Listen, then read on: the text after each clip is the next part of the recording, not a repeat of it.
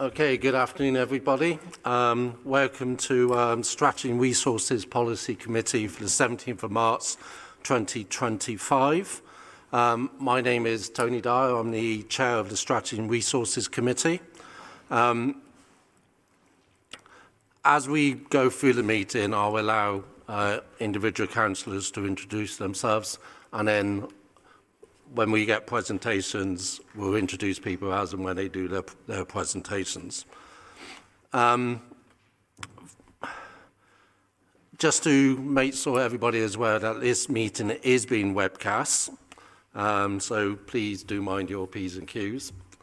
Also, just to quickly outline the emergency evacuation procedure, we're not expecting any fire drills, but if the fire alarm does sound, please leave the room calmly, go out through the main doors of City Hall. If you turn right, go down to Bristol Cathedral, and then if you congregate at the western end of Bristol Cathedral until somebody signs you off, then that would be very much appreciated.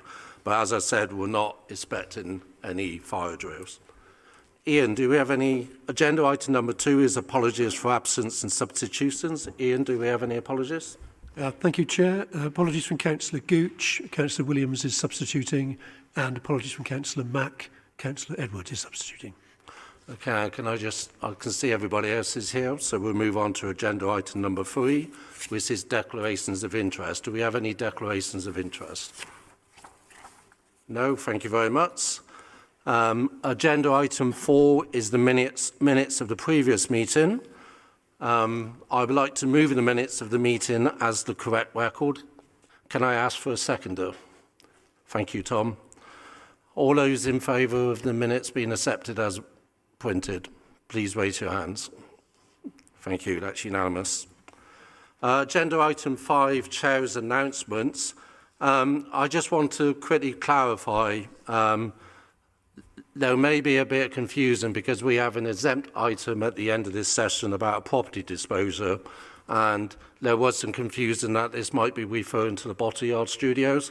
I would like to clarify that this is not anything to do with the Botteyard Studios. It's a separate item. When the Botteyard Studios comes to this Strategy and Resources Committee for decisions, it will be highlighted that that decision is about the Botteyard Studios. So that moves us on to agenda item number 6, which is public forum. We'll start with questions. I'll read out. So we have 2 questions from Melissa Toppin, but Melissa is not here, but she would have received written answers to the questions. We have 3 questions from Jen Smith.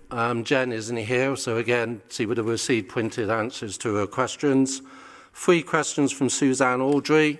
Suzanne is not here, so again, she would have received written answers to her questions. And then we have questions from Rachel Fagan. Is Rachel with us? Hi, Rachel. Rachel, would it be useful if I read out the answers to your questions, or are you happy to take them as read? I'm happy to take them as read, thank you. And do you have any follow-up questions? I do, yes. So this is for the first question, which is it question number 9? I can't see Alex Hearn in here, who's the Director of Economy in Place, but just to be totally transparent, at this committee meeting on the 14th of October, this committee voted democratically to say that equity had to be spoken to as part of a meaningful consultation on the sale of the Botteyard. That has not occurred. We have had no meeting with anybody from the City Council since the 14th of March. And the reason why that's important is because there are thousands of freelancers that work at the Botteyard, and they have not been represented in any of the information that's been presented as a part of the case to sell the Botteyard. Also, this decision affects the financial stability of filmmaking in the city and things like the nighttime economy. And just to be clear, a report has recently been released by PACT, which represents the major streamers in this country. It's called the Screen Sector Cluster Report. Wait, sir. Just quickly. Can you just ask the question? Yeah, my question is that in that report, it says that there's a critical role played by public investment, and it talks about the amount of money that the Botteyard makes and brings brings into this city. So why hasn't anybody from the City Council had any meaningful consultation with Equity? What I can tell you, Rachel, now is once we move forward, looking at what's going to happen in the Bottle Yard Studios, before any decision is made, I will commit now to meeting with you and members of Equity. Thank you very much. Lovely, that's great. Shall I move on to the second question? Please do. Thank you. So the second question refers to EDI developments, that's equality, diversity and inclusion. I just wanted to make the committee aware, because it appears from the answer that was in printed, that nobody on the council staff is aware that the US streamers have decided to dial back on their commitment to EDI due to their country's current political climate. We all know what I'm referring to. And considering the demographics of this city and its history, will the strategic committee feel comfortable selling the Bottle Yard to any organisation that can change its EDI policies, which will affect the workers and training of people in this city, depending on which way the political wind blows? What I confirm is that EDI is very important to this council, and any EDI issues will be taken into full consideration when we reach the stage about whether to consider selling the Bottle Yard Studios. I also have a question from Naomi Richards. Naomi, do you have a follow-up question? Well, I think it was really the question I had being about transparency, and it was just the wording, really. So the question I had was, why does the committee agenda refer to the decision to sell Bottle Yard Studios, when no final decision, apparently, on the sale has been taken, as agreed in the 14th of October extraordinary committee meeting? Thank you, Naomi. Yes, I mean, it should say the decision whether to sell Bottle Yard Studios. My apologies for that. It was a typo that I missed, but I can assure you that no decision has been made. That's going to be part of the discussions that's going to be held going forward. Okay, thank you for the clarification of that. I suppose my follow-up question then is, can you also, as a matter of transparency, confirm the name of the cultural asset in Appendix 13 that you are also planning or thinking about selling? Not at this stage, because it's a commercial conversation that needs to take. We need to have the exempt session, because otherwise we could end up in a situation of putting commercially confidential information into the public domain. But once a decision has been made and agreed, we're more than happy to make that information publicly available as a matter of course. But at the moment, we have to wait. We have to respect commercial confidentiality. Okay, with it being a cultural asset, though, once that is agreed, are the public then able to come back and, once they know what that is, and have an opinion on that? I think you've just had a follow-up to your follow-up question. Well, a decision has been made today. I don't know what the outcome of that decision is going to be until we've actually made that decision. There will be opportunities for feedback on that, depending on what the outcome of that decision-making process is. Chair, could I raise a point of order on that? Go ahead, Tim. It is concerning that something that people in the city may wish to have make their opinions known of can't be known until after the decision's made, and I'm struggling to understand why the name of the asset can't be divulged, even if none of the financial information around it can be. We can discuss that in the exempt session. I'm sure officers will give you a clear explanation as to why we can't divulge the name of the asset concerned, similarly as we didn't divulge it when it came to this meeting last time as well. It would have been useful to have that ways earlier on, and we probably could have had discussion before this meeting so that everybody was aware of the situation. But when we go into the exempt session, I'll have asked officers to give a full explanation. Okay, we also have two statements. The first statement is from Grant Sheridan. Grant isn't here, but I believe somebody else is here to read the statement on his behalf. Members of the committee had also been provided with a paper that was asked to be handed around. Would you like to make your summarise the statement from Grant, please? I'd like to read it in full, if that's okay. I'll be quick. If you can do it within the 1 minute, fine. Okay. Start your clocks. South Bristol strategy. We want a South Bristol strategy, a plan for the development, regeneration and growth of the South Bristol area. This strategy must focus on improving infrastructure, local economy and community services, with a particular emphasis on addressing existing challenges such as social inequality, health and job opportunities in the area. There has never been a strategy for South Bristol. The deprivation profile of Hartcliffe and Withywood, Philwood, Hengrove and Whitchurch Park and Stockwood has existed for over 40 years and exacerbated significantly by the closure of the largest cigarette factory in Europe in 1990. Paul Smith, former councillor, quotes in Hartcliffe Betrayed of the downward slide from ideal neighbourhood to dormitory estate. You are proposing an even greater dormitory for the whole of South Bristol. This administration has inherited plans driven single-mindedly for housing without considering the consequences of dumping large numbers of homes at low density, wasting land, into existing deprived areas. Where is the creation of balanced and sustainable communities? The future generations of this area deserve better. Your budgets will also suffer the consequences of rising ill health and deprivation. An example of this short-sightedness and lack of a cohesive strategy is the removal of the athletics facility on Hengrove Park. We do not need to dig up existing resources and build at very low density, less than 70 dph. We need to build on our strengths, not just build houses at the expense of future social and economic well-being of the whole community. Here is the opportunity to create a unique, innovative facility combining hospital, skills academy, family cycling centre and athletics programme.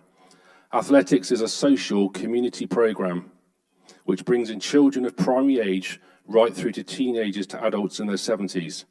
It engages parents and carers, provides a focal point for interventions in nutrition and physiotherapy. It will include rehabilitation for sport for college students. It will integrate the family cycling centre, which involves those with disabilities. This administration has the power to step back and create a truly thriving neighbourhood. Do not be pressurised by well-meaning officers or perceived pressure from central government. The population of South Bristol deserve more than the dumping of over 2,500 homes at very low densities without creating balanced and sustainable communities. The area needs a bigger vision.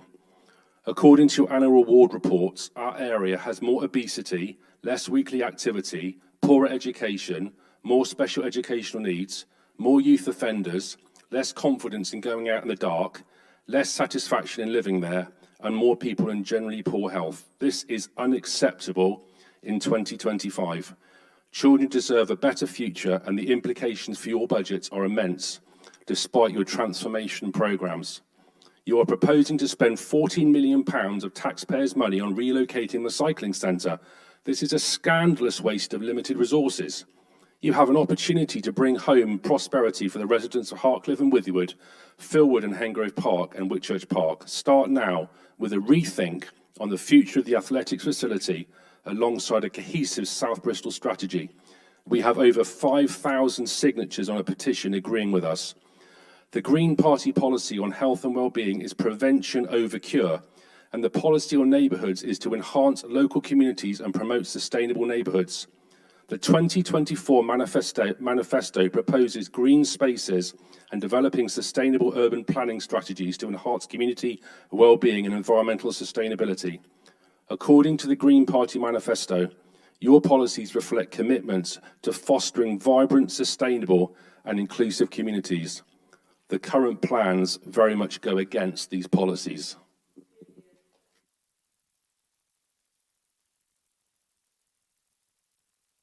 We have another statement from Dan Aykroyd, but Dan Aykroyd isn't here either. So thank you for the members of the public for your contributions. We'll now move on to agenda item number 7. Agenda item number 7 is the 25-26 business plans for Bristol Holding Limited and Bristol Waste Company Limited. This report seeks approval for the following business plans relating to the Bristol Holding groups of companies. That's the 25-26 business plan of Bristol Holding Limited and the 25-26 to 26-27 business plan, including the 10-year vision of Bristol Waste Company Limited. I would now like to hand over to Claire Jeffritz, the shareholder liaison manager, and then I believe, Claire, you introduce Chris Smith and Richard Williams. Chris from Bristol Holding and Richard from Bristol Waste. Claire, thank you. Thank you, Chair. Good afternoon, everybody. As the Chair outlined, this is part of our annual process for asking the company's business plans to be approved by committee. The business plans are typically between 1 and 5 years in length, depending on the age and stage of growth of each business. And today, you're being asked to approve the Bristol Holdings 1-year plan and Bristol Waste 2-year plan, as well as noting a 10-year vision for the company, which is a strategic look forward for that business. Before colleagues from the company speak to the detail of those plans and respond to any questions you may have, I thought it might help to give you a bit of background on how those business plans are developed and the trajectory they follow each year. So that process begins in summer when the council as the shareholder communicates its strategic objectives to each company. There's then a conversation between the council and the companies about the appropriateness and adequacy of those strategic objectives, how they may need to be further developed. And when both sides are happy, the company is asked to develop what's referred to as a framework, a business plan framework document. And the idea with that paper is that these high-level strategic objectives are worked through in high-level detail in terms of what that means for financial information, KPIs, social value, and any material changes to the operations of those companies. Those documents are then reviewed as part of our governance framework, and various assurance-orientated stakeholders review them. And again, once both sides are happy and the council is comfortable that that document reflects its ambitions for the companies are asked to come back with a full draft of the business plan. And again, that goes through various stages of review by assurance stakeholders within the council and outside. And once we're content as a council that they do reflect our strategic ambitions and aspirations for each company, they get presented forward to committee. And there's more detail in the committee paper about the process each paper has followed, as well as the commentary from each of the stakeholders that I've referred to, so you can see what aspects they've considered in their review and how the document has developed into the format that you are being asked to consider today. So I'll hand over now so that you can hear about the Bristol Holding business plan. That will be presented by Chris Smith, the Group Finance Director. And if it's okay with you, Chair, once Chris has presented, we can pause for questions then on that business plan. And then once we've concluded on the Bristol Holding business plan, we'll pass over to Richard Williams, the Managing Director of Bristol Waste, who can talk you through the Bristol Waste business plan and again respond to any questions you may have. Okay. Okay, thank you, Claire, and good afternoon all. My name is Chris Smith and I'm the Interim Group Finance Director for Bristol Holding. So I'm going to introduce the Bristol Holding business plan, spend 5 minutes just talking about that, and then take any questions that you may have after that before we move on to Bristol Waste. So I think the first thing to note, the important point is here, it's a 1-year plan for the next fiscal year, so that's 25-26. So it's envisaged that during the year, as in previous years, we will keep the role of Bristol Holding under review. So just to recap, Bristol Holding is a wholly owned business, wholly owned by the council, and it's a holding company for Bristol Waste and for Gorham Homes. Now, there's no assumption at this stage of any change in the company portfolio. There is no, but I would add that it does manage, so Bristol Holding at the moment manages the wind down of BE 2020, which is, as you remember and recall, is formerly Bristol Energy. So that's part of the liquidation process with FRP. And I'm pleased to announce that's all going to plan. It's going very well. Indeed, that will be fully wound down in the next few months. So Bristol Holding, what is its principal role? Essentially, it's one of governance and assurance. It's really to protect the interests of the shareholder, of the council, by ensuring effective governance, by making sure that it supports the delivery of the activities of the council, and also it reinforces the council's shareholder values and its ethics. So, in this role, BHL attends all of the company board meetings. It attends all of the audit and risk committee meetings that the companies have. But it also chairs the company assurance meeting, and that reports where it's effectively it manages the company risks and performance, including delivery against KPIs and the business plan. It reports through to the shareholder group. So it's just important to understand the context.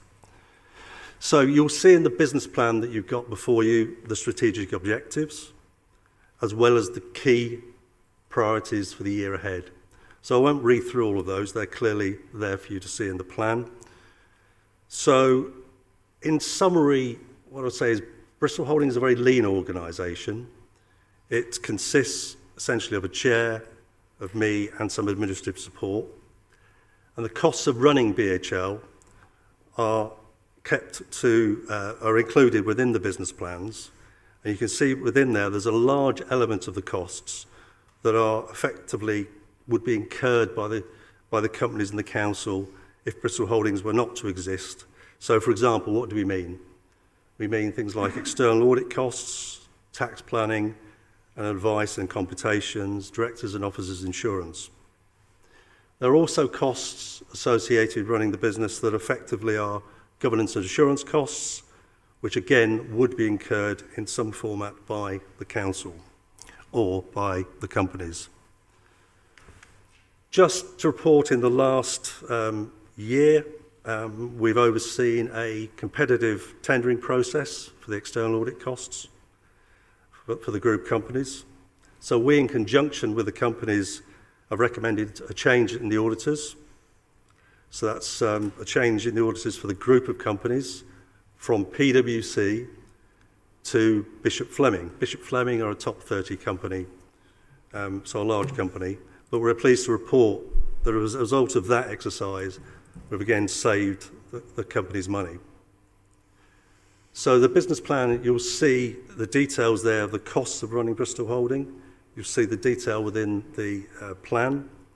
The costs are kept to a minimum, and indeed you will see in the plan that costs have reduced year on year close to 10%. So this is against a backdrop clearly of around about 2.5–3% inflation. So I've given you a very brief overview of the role of Bristol Holding, a little bit of an introduction to the business plan. I'll just pause now just to see if there's any questions before we move on. Thank you. So do we have any questions or comments on the Bristol Holding plan? Tom. Hi, and I'll introduce myself briefly. Councillor Tom Blenkinsop for Avonmouth and Lawrence Weston. I was just looking at page 30, just to note that it is important to note that governance costs incurred by BHL in this business plan would continue to be incurred by the council and subsidiary companies if the functions of BHL were to be conducted under other alternative structures. And I just wanted to quickly inquire if this work was taken in-house and, was being more overseen by Bristol City Council functions, I assume we could expect to incur greater costs in fulfilling the role, that, BHL is delivering this service at a lower cost than would otherwise be provided, just for the avoidance of doubt. Yeah, I think that's a really good question. I can confirm that there would be greater costs.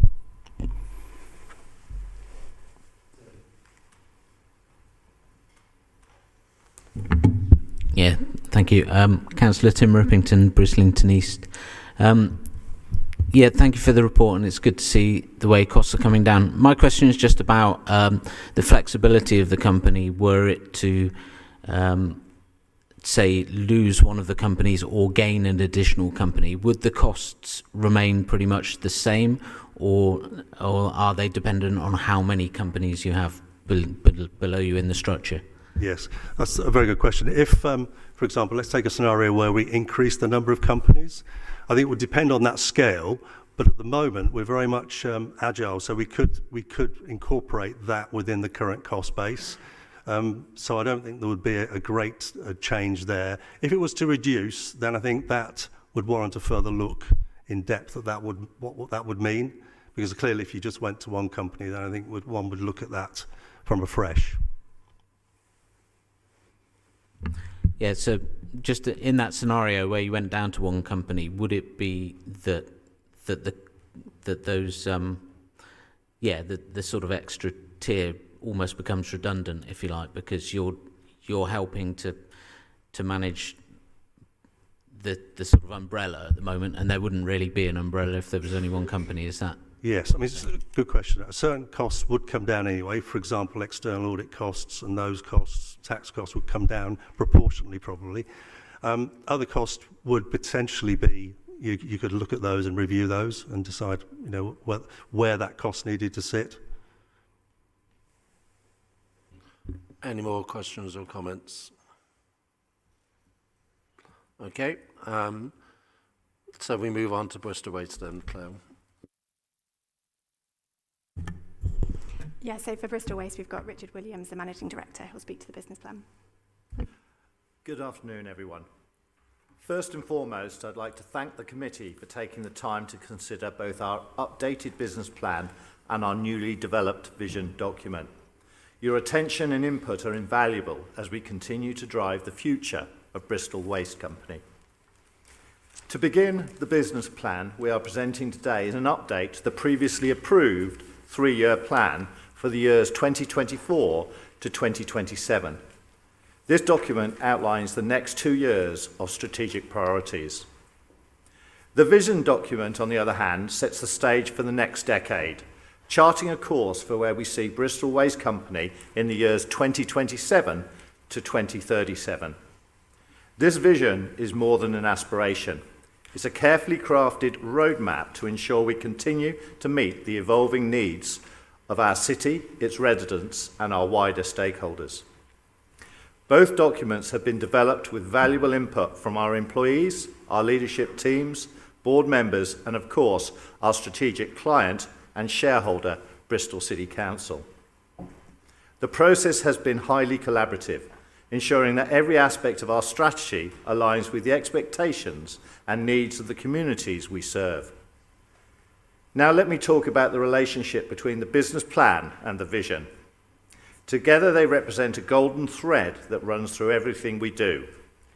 Whilst the business plan looks to the next 2 years, focusing on delivering immediate tangible improvements, the vision guides us towards a longer-term transformation. In the next 2 years, our primary focus will be on ensuring service reliability. We are committed to delivering consistent and dependable services through recycling, waste collection, street cleansing, facilities management, and other services. At the same time, we are making strategic investments to build resilience into our operations. This includes the development of our Avonmouth material recycling facility, which will strengthen our processing capacity, and the rollout of our leadership and development programme to embed our value-led culture. Enhancing collaboration is central to our strategy. Our partnership with Bristol City Council is at the heart of everything we do. Together we seek to maximise opportunities and tackle challenges linked to a growing city as well as increases in littering and fly tipping. We are One City partners and are expanding our relationships with other stakeholders to maximise our impact. Sustainability remains a key pillar of our work. We're driving initiatives that will increase recycling rates, reduce waste, and help Bristol meet its carbon neutral targets. These initiatives include our reuse shops. We recently celebrated the 250,000th item sold or donated. Our work on IT reuse and the digital inclusion scheme, as well as nappy recycling trials. For those of you who like their quality coffee at home, you'll be delighted to learn that we are due to launch a pod back scheme where we will collect used coffee pods at our household reuse and recycling centres. As always, we're committed to providing value for money. We want our services to not only meet but exceed expectations, whilst ensuring financial sustainability and reinvesting in the community we serve. We are committed to the city and its people. In 2024 alone, we contributed the equivalent of £20 million in social value. As part of our core contracts each year, we make more than 22 million curbside collections, clean 28,000 miles of streets, deliver more than 74,000 cleaning jobs.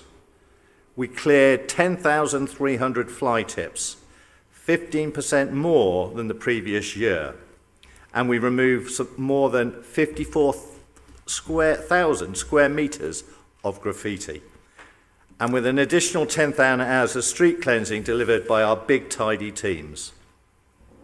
We also welcomed more than 360,000 visits to our household reuse and recycling centres.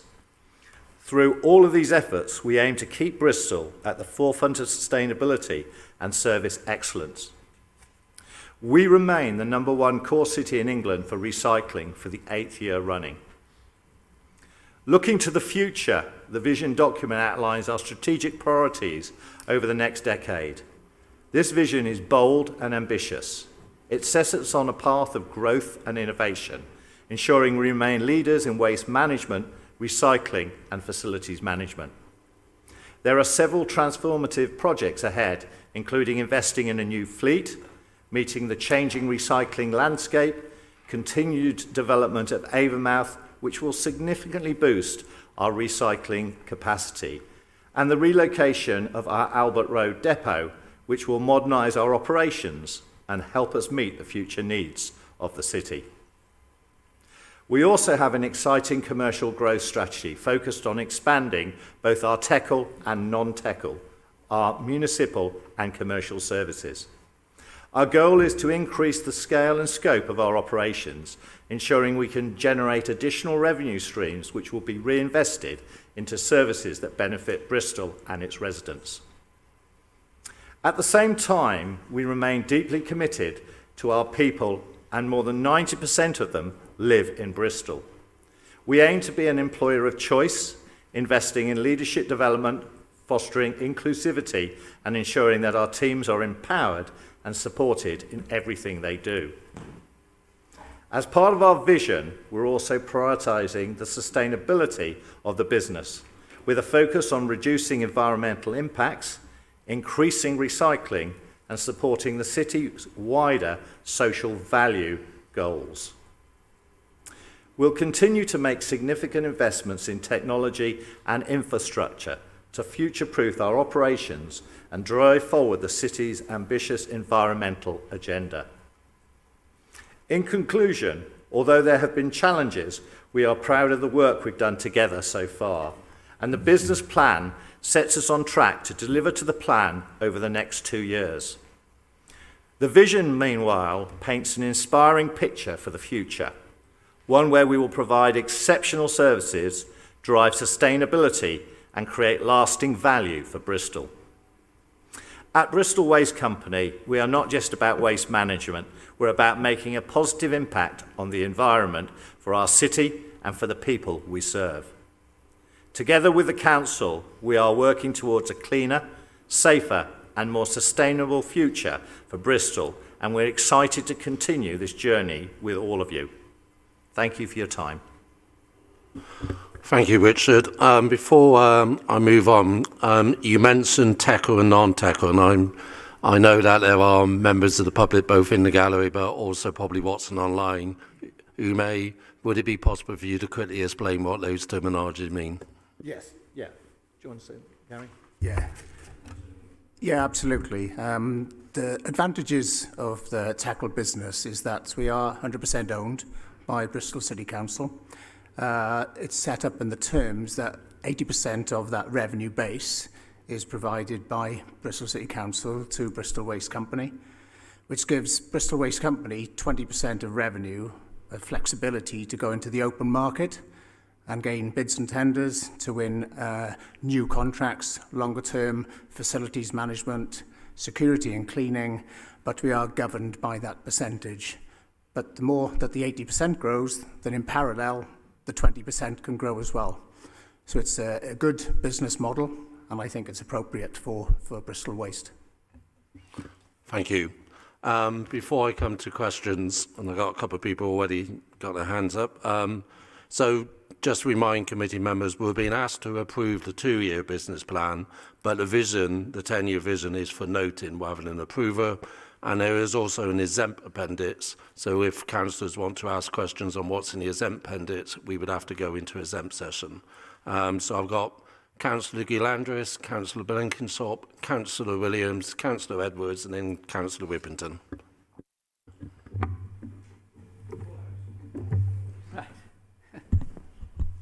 I start? Yeah, okay. John Gillandris, Councillor for Stoke Bishop Board. Obviously, this is a very popular topic, Richard and Nina. Can I start, first of all, by saying a big thank you to Nina, who has sorted out so many queries in Stoke Bishop. So thank you. And whilst we're sitting here, Ryan is actually sorting out Coombe Lane for us, which wasn't collected, or part of it wasn't collected. So big thank you. Richard, also thank you to you for taking on the role. It is a little bit of a poison chalice, as I'm sure you're aware. There are many, many demanding and challenging roles at Bristol City Council, but yours is probably one of the most challenging, and I'm sure you're up for the challenge. You look as if you're up for the challenge. And that's because Bristol Waste and what you do touches every single household in Bristol in a way that not many other departments do. Even highways, there are some people who are housebound and can't go out and use the highway, but they still have their refuse, which is put out, and you obviously collect. So it's a pretty major task that you have. So welcome aboard, and hopefully you're up for the challenge. I think you are. Looking at the short-term business plan, you are obviously subject to the vagaries a little bit of the recycling prices, because obviously plastics, metals, etc. can go up and down. So that's just one thing that is a slight variable, which is not under our control or your control. So it may be that at some point you're going to have to come back and actually amend that business plan. So please do that. Please let us know. I'm sure you will let us know as soon as is required, if different funding is required. And likewise, if in order to achieve what needs to be achieved, which is the efficient collection of our waste, if some tweaking to the budgets is required, I can see Tony sort of blanching at this, but we do need to know that, because what we don't want is an inefficient service, because that gets so many people cross and fills my inbox to the point where it explodes. So there we go.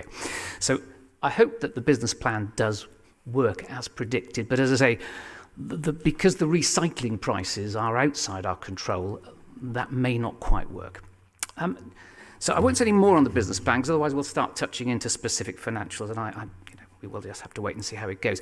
I just wanted to have a quick comment on the 10-year vision, and it's good that there is a long-term vision. I'm always a little bit wary of very long-term plans, but a vision is probably better than a 10-year plan, I guess, which often will change. The only thing that slightly surprised me, the strategic priorities. Priority one, it says number one priority, cultivating a proactive health and safety culture where everyone goes home safe. I'd have thought that's sort of, I'm not sure it's a priority. I thought it was just something normal rather than something exceptional. And priority two is delivering for customers. I did wonder whether the customer ought to be at the heart of the vision. It is in the short-term business plan, but perhaps in the vision that the customer doesn't need to stay there as the number one priority. In terms of the staffing, I think it might be more about staff morale and perhaps looking specifically at things like absenteeism and how do we reduce absenteeism, how do we reduce sickness levels. Now, some companies, and it's something you'd have to think about, even have bonus schemes where if staff don't take any absence, unauthorised absence for, say, 6 months, they actually get a bonus payment. Now, it sounds a bit crude, but it does work for a lot of companies, and your men have quite a tough life, and your ladies have a tough life actually out there. So anything that incentivises them to keep going, because it's a tough world out there. So I think I've said enough, because I think a lot of my colleagues want to say a few words, but thank you both for sorting out queries, and thank you, Richard, for coming on board. Thank you very much indeed for your comments. Appreciate that. Just from the priority perspective, the safe environment applies to both to our team members, but also the residents across the city. And we feel that safety is absolutely paramount, since it does apply to both our customers as well as our team members, and hence why we put that one first. But we do acknowledge that delivering for the customer is a massive priority for us. So thank you. Tom. Thank you. And Nina, did you want to come in just? No, sorry. Tom. So I would agree with Councillor Glandris' comments that this does touch everyone, but it does particularly touch Avonmouth, so I'm going to focus primarily on that. I do have some questions around fly tipping, but I expect other colleagues may raise that point. With regards to Avonmouth, it's really good to see what you're implementing. There's a lot of really good stuff to read there on page 47. I was a bit curious about what your plans were with regards to the regional capacity in the area, because that sort of dropped in there, that it's not just a local hub but a regional hub. So I was curious what plans had been put in for further regional capacity, if there had been conversations with the combined authority and so on and so forth. Thank you for that, and thank you for your question. Yeah, Avonmouth, I'm quite familiar with Avonmouth, as I recently went and did a street cleaning exercise down there. In terms of regional capacity, we see actually our site down in Avonmouth being absolutely critical at a transport node that actually could provide sort of more widely some services on a recycling and sustainability perspective around the southwest, and we recognise the importance of Bristol in providing guidance and being exemplar from a city perspective for broader local authorities as well. Okay, well, thank you. That's very good to hear. On that point, though, with the plans for expansion, the plans to do more there, you may or may not be aware that Avonmouth and Lawrence Weston had some of the highest rates of not in education, employment or training for young people in the city, second only to Hartcliffe and Withywood. Given your status as a local employer, I am curious, as a very local employer, if you like, what plans there will be in place to encourage more people from the direct area to get involved with Bristol Waste, to get involved with the site and to find themselves with employment, education or training around it. Great, yeah, we very much value our people, and as I said in my introduction, 90% of our members across the organisation are from Bristol. We're looking to encourage that and working with segments of the community, for instance, offenders and refugees is a perfect example, to try and encourage greater employment across the city. And we will work very much on a local basis in Avonmouth and Lawrence Weston as well. I mean, I appreciate that answer, and it's good to know that you are working with certainly more marginalised communities, but at the risk of starting to make a political point, I think the communities in Avonmouth and Lawrence Weston are some of those marginalised communities, and I would very strongly encourage you to make them a cornerstone of your employment plans going forwards, though I am admittedly extremely biased.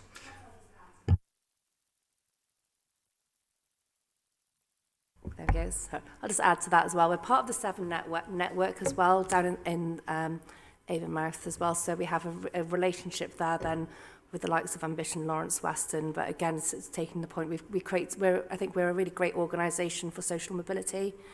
And yeah, we work with a number of different partners as well right across the city. So again, we'll use those channels as well, particularly through that relationship with 7net as well, to make sure that local people are aware of the employment opportunities that we specifically have at Avonmouth. We operate a village model as well, so we have jobs right across the city as well. So making it a very accessible place for people to gain employment. That's very reassuring to hear. And last one, I promise, was really, it's really good to hear on the reuse shop and how successful that's been. I do note later down, I think it's on page 59, there's a little bit of a concern around the repair and reuse market is undeveloped and served primarily by the voluntary and charity sector. So I was just curious to know what plans there were to expand that within Bristol, what challenges were faced, because it's been a really good initiative, it's fantastic, but clearly this is an area we can build on. Yeah, so we've got our reuse. I think Richard mentioned in his address that we've recently sold our 250,000th item, which is really great. We've got a reuse plan. We really do see that this is a real growth area for us across the city. So at the moment we have 3 shops across our HRC sites. Within that growth plan, though, there is an ambition to increase the shop floor area across the sites, and particularly in our Days Road site, but also within that plan as well, it's looking at how do we operate different sites across the city and how do we implement the waste hierarchy. So we are not just the place for selling items, that we are embedded within the communities, and we can look at how do we offer reuse services with our sites or with partners. Okay, yeah, something to keep an eye on then. Thank you very much. Great. Councillor Williams. Thank you, Chair. I've just got three short questions. First of all, the subheading of the executive summary is building trust. Based on what Councillor Galandris was saying earlier, we represent neighbouring wards and witness almost every week in one particular corner of BS9 repeated service issues. Where would you assess the trust of the Bristol public in the service that you're delivering at the moment? Thank you for that. We acknowledge that we've had some challenges, and we are looking to improve that from an operational perspective and deliver more consistently for the residents of Bristol. Those challenges we're seeking to meet head on and get those resolved as soon as possible. And that's the whole theme of our business plan. It's delivering to the plan, focusing very much on the opportunities and challenges we have experienced, and there's no getting away from it. Your inboxes, my inbox have been full with emails from disgruntled residents, and it's very important that we target that, and hopefully that came across in my introduction as well as in our plan. We see it as a really important factor, building trust for the future, because it obviously has suffered over the previous past. Well, as a follow-up, so I'm glad you acknowledged that. Would you characterise Bristol Waste as a learning organisation? Because it strikes me that it shouldn't be the job of local councillors to tell your company repeatedly that there are service failures often in the same road. So across my ward of Westbury-on-Trim and Henleys, most of the ward you serve very well. But there are a handful of streets, probably no more than 10, where we have repeated problems. And I would expect that once we've told you about a service issue in one particular road, like a section of a road being missed, whereas other arms of the road, Canford Lane being a good example, that once we've told you that, and there's clearly a routing problem, that you rectify it and it doesn't happen again. Whereas what does seem to happen is that we have to repeatedly tell you about the same routing issues. Thank you for that. Yes, I acknowledge there have been challenges in the past. Looking forward in the front, yes, we want to be a modern, agile, learning organisation and learning from those challenges. I can't really talk effectively about the history since I've been with the organisation a relatively short period of time. However, going forward, we need to become a learning organisation and make sure that we don't make the same mistakes twice. Hold on a second, Stephen. John, did you want to come in? Yes, Chair, thank you. I thought it might just help the context. So Pete and I have been working with Richard for only a short time now, but I think the two key things that I'd emphasise is his approach to collaboration and working with us, but also a real focus on performance. And it's something, Nick's made really clear as well to us to work with, and we're discussing it today, and he's been really focused on it. That's different from actually delivering councillor, I appreciate, but the intent is there, and we want to work with him to support him to do that. Okay, thank you, Stephen. Second question is a quick one on Bristol's recycling rates. The words are chosen carefully. Leading English core cities, we're at 45%. When will Bristol be as good as Cardiff, which is 60%, or Swansea, which is 70%, or many other districts in England under the same legislative framework but aren't a core city that are way ahead of Bristol? When can we get to 60%, say? I think it's very difficult to say when we will get there. Our aspiration is to improve the recycling rates across the city, and we will look to do that as quickly as we possibly can. I think what I'll add to that as well is Richard and I've also spoken about wheezing out to Cardiff and find out why their performance is so much better than all of the English core cities, and it may be something to do with having a devolved government, which isn't the same in England. So we may be asking a question about whether there's anything different that the Welsh government offer Cardiff that would be good to be repeated in England. Yeah, and Ron the Cunnan Taff, which doesn't show my accent anymore, but that's where I'm from originally. It's where my family live, is also a really good example to follow. Final question, Chair, is on food waste. My normal role in the council is to be chair of the Public Health Committee, so we have a big interest in food, how we grow it, how we eat it, and what happens to it afterwards. What do you see as the role of Bristol Waste in reducing the amount of waste that goes into the waste stream? And bearing in mind your commercial arm as well, I've forgotten the word. What was the funny word earlier? Non-tackle. Not your non-tackle operations. That's my new word of the day in the council. Are you expecting to grow that element of your service? Because, of course, an awful lot of the food economy in Bristol is from our hospitality sector. Yes, thank you. We see our role is actually in the communities being a very important role to actually look to help people understand recycling, food waste in particular.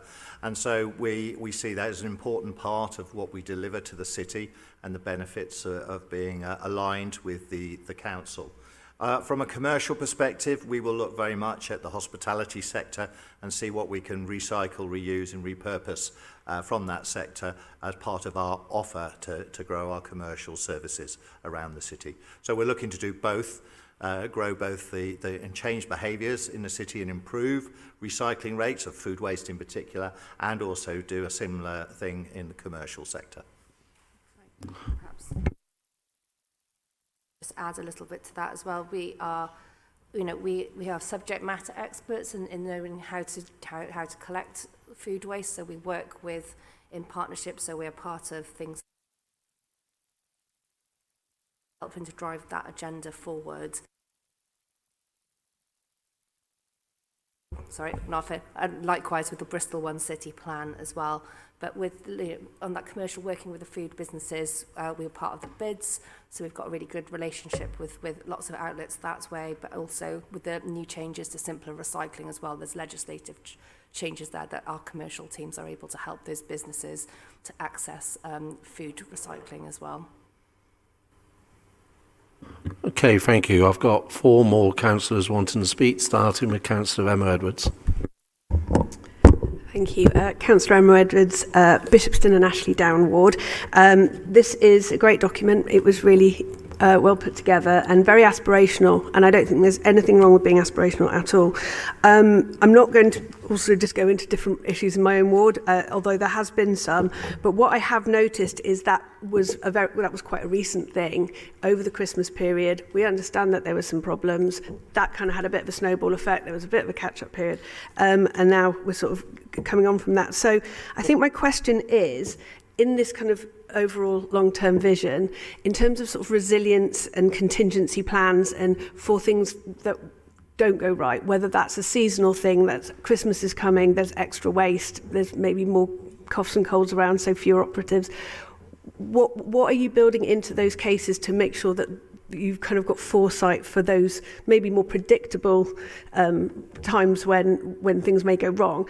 Obviously, there's also things that are unpredictable, like pandemics and all sorts of different things where, you might have a strain put on your service, you might have issues with your staff, or we talked earlier about trucks breaking down. So, yeah, just wanted to know a little bit more about the sort of resilience plan going forward.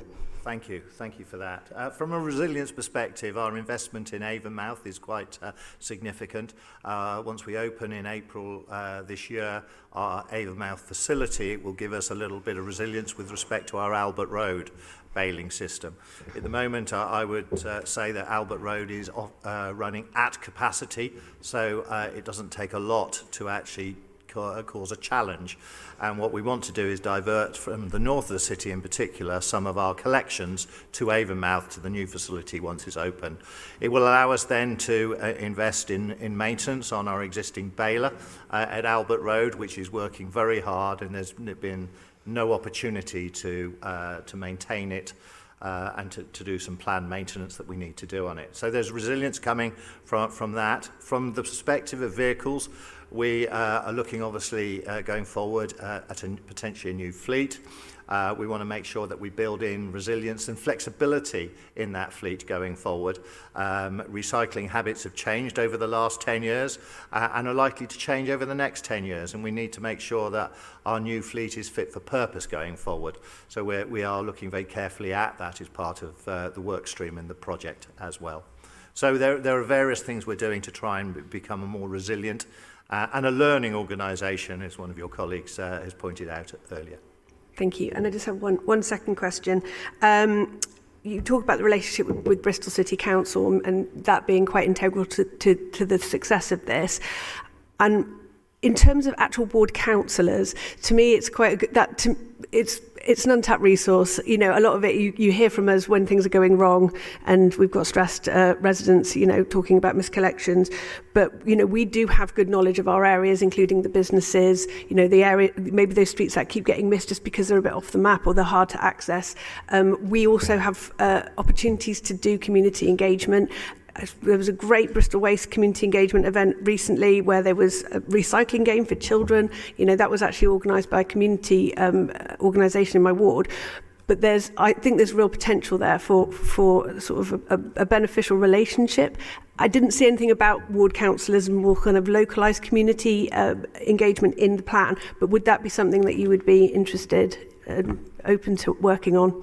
Absolutely, yeah. We see there to be an opportunity to work with all of our stakeholders across the city in a collaborative fashion. I myself have met with many of your colleagues, not everyone, but met with many over the last couple of months in an attempt to actually work collaboratively together so that we can seek to address some of the challenges that we see across the city. So very open and very welcome to engage further on that. Thank you. Tim. Thank you, Chair. Yes, thank you for the report and also for the briefings that we've had prior to this meeting, which have been useful. I wanted just to ask about the TECL or TECL, let's call the whole thing off, I don't know, TECL arrangements for... I'm assuming that one of the advantages of being a TECL company is that the money that you can make from the 20% can then be reinvested in the 80% of council services. Is that correct? Yeah, absolutely. I mean, it gives the business as a legal entity in its own right to become profitable, which is, you know, our main objective for the next 2 years. And it does supplement any shortfalls. They do balance off and contribute towards that. And again, the opportunities for commercial bids and tenders is unlimited. You know, we have a number in the pipeline at the moment. We're shortlisted for a few, and you know, the more we win business in those sectors can contribute to the whole company's profitability and opportunity. So you're absolutely right. Yeah. So my question on that is, I believe that we haven't achieved the kind of levels of TECL business that you'd hoped for in the past. So I'm wondering if you could say a bit more about what you're trying to do to get that level up, because obviously that will help the whole business. Yeah, historically it has been a municipal focused company. We can tell Bristol Waste, that was the primary function. It's only in the last 12 months really that we've appointed a strong commercial team with waste management and facilities management experience. So that team are now fully on board and we're starting that commercial pipeline. So you're right, it didn't exist as it did previously, but this year we've seen a larger take-up and we're planning for future growth that will help the business as a total. Okay, that's interesting. Yeah. One more thing, if I may. On the downside of being a TECL company, obviously you've got a 2-year business plan and a 10-year vision, because you know that in 2 years' time you're going to have to reapply for the, we've all experienced, you know, difficulties with recycling at the moment, and part of that is the vehicles no longer being suitable for the different types of recycling that you're taking. What is the disadvantage of not being able to invest in new vehicles in your fleet until you know whether or not you're going to be running this business in 2 years' time?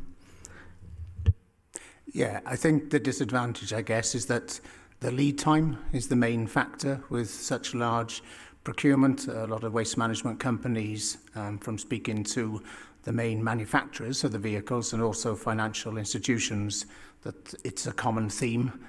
So the lead time can be between 9-12 months for certain vehicles. It's now in the mix between municipal and recycling, because that will shift. And it's also the type of fuel to be decided gas, hydrogen, electric, etc. They're all difficult, and that's what the current groundwork is taking place to be ahead of that game.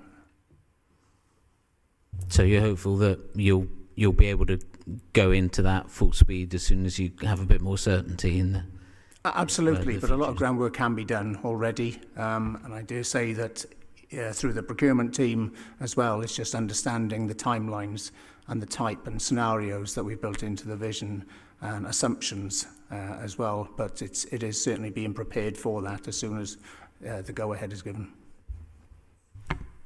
Well, just to clarify that, yeah, we are undertaking a variety of project working groups at the moment in preparation for ultimately replacement of our fleet, which is part of our plan and our vision.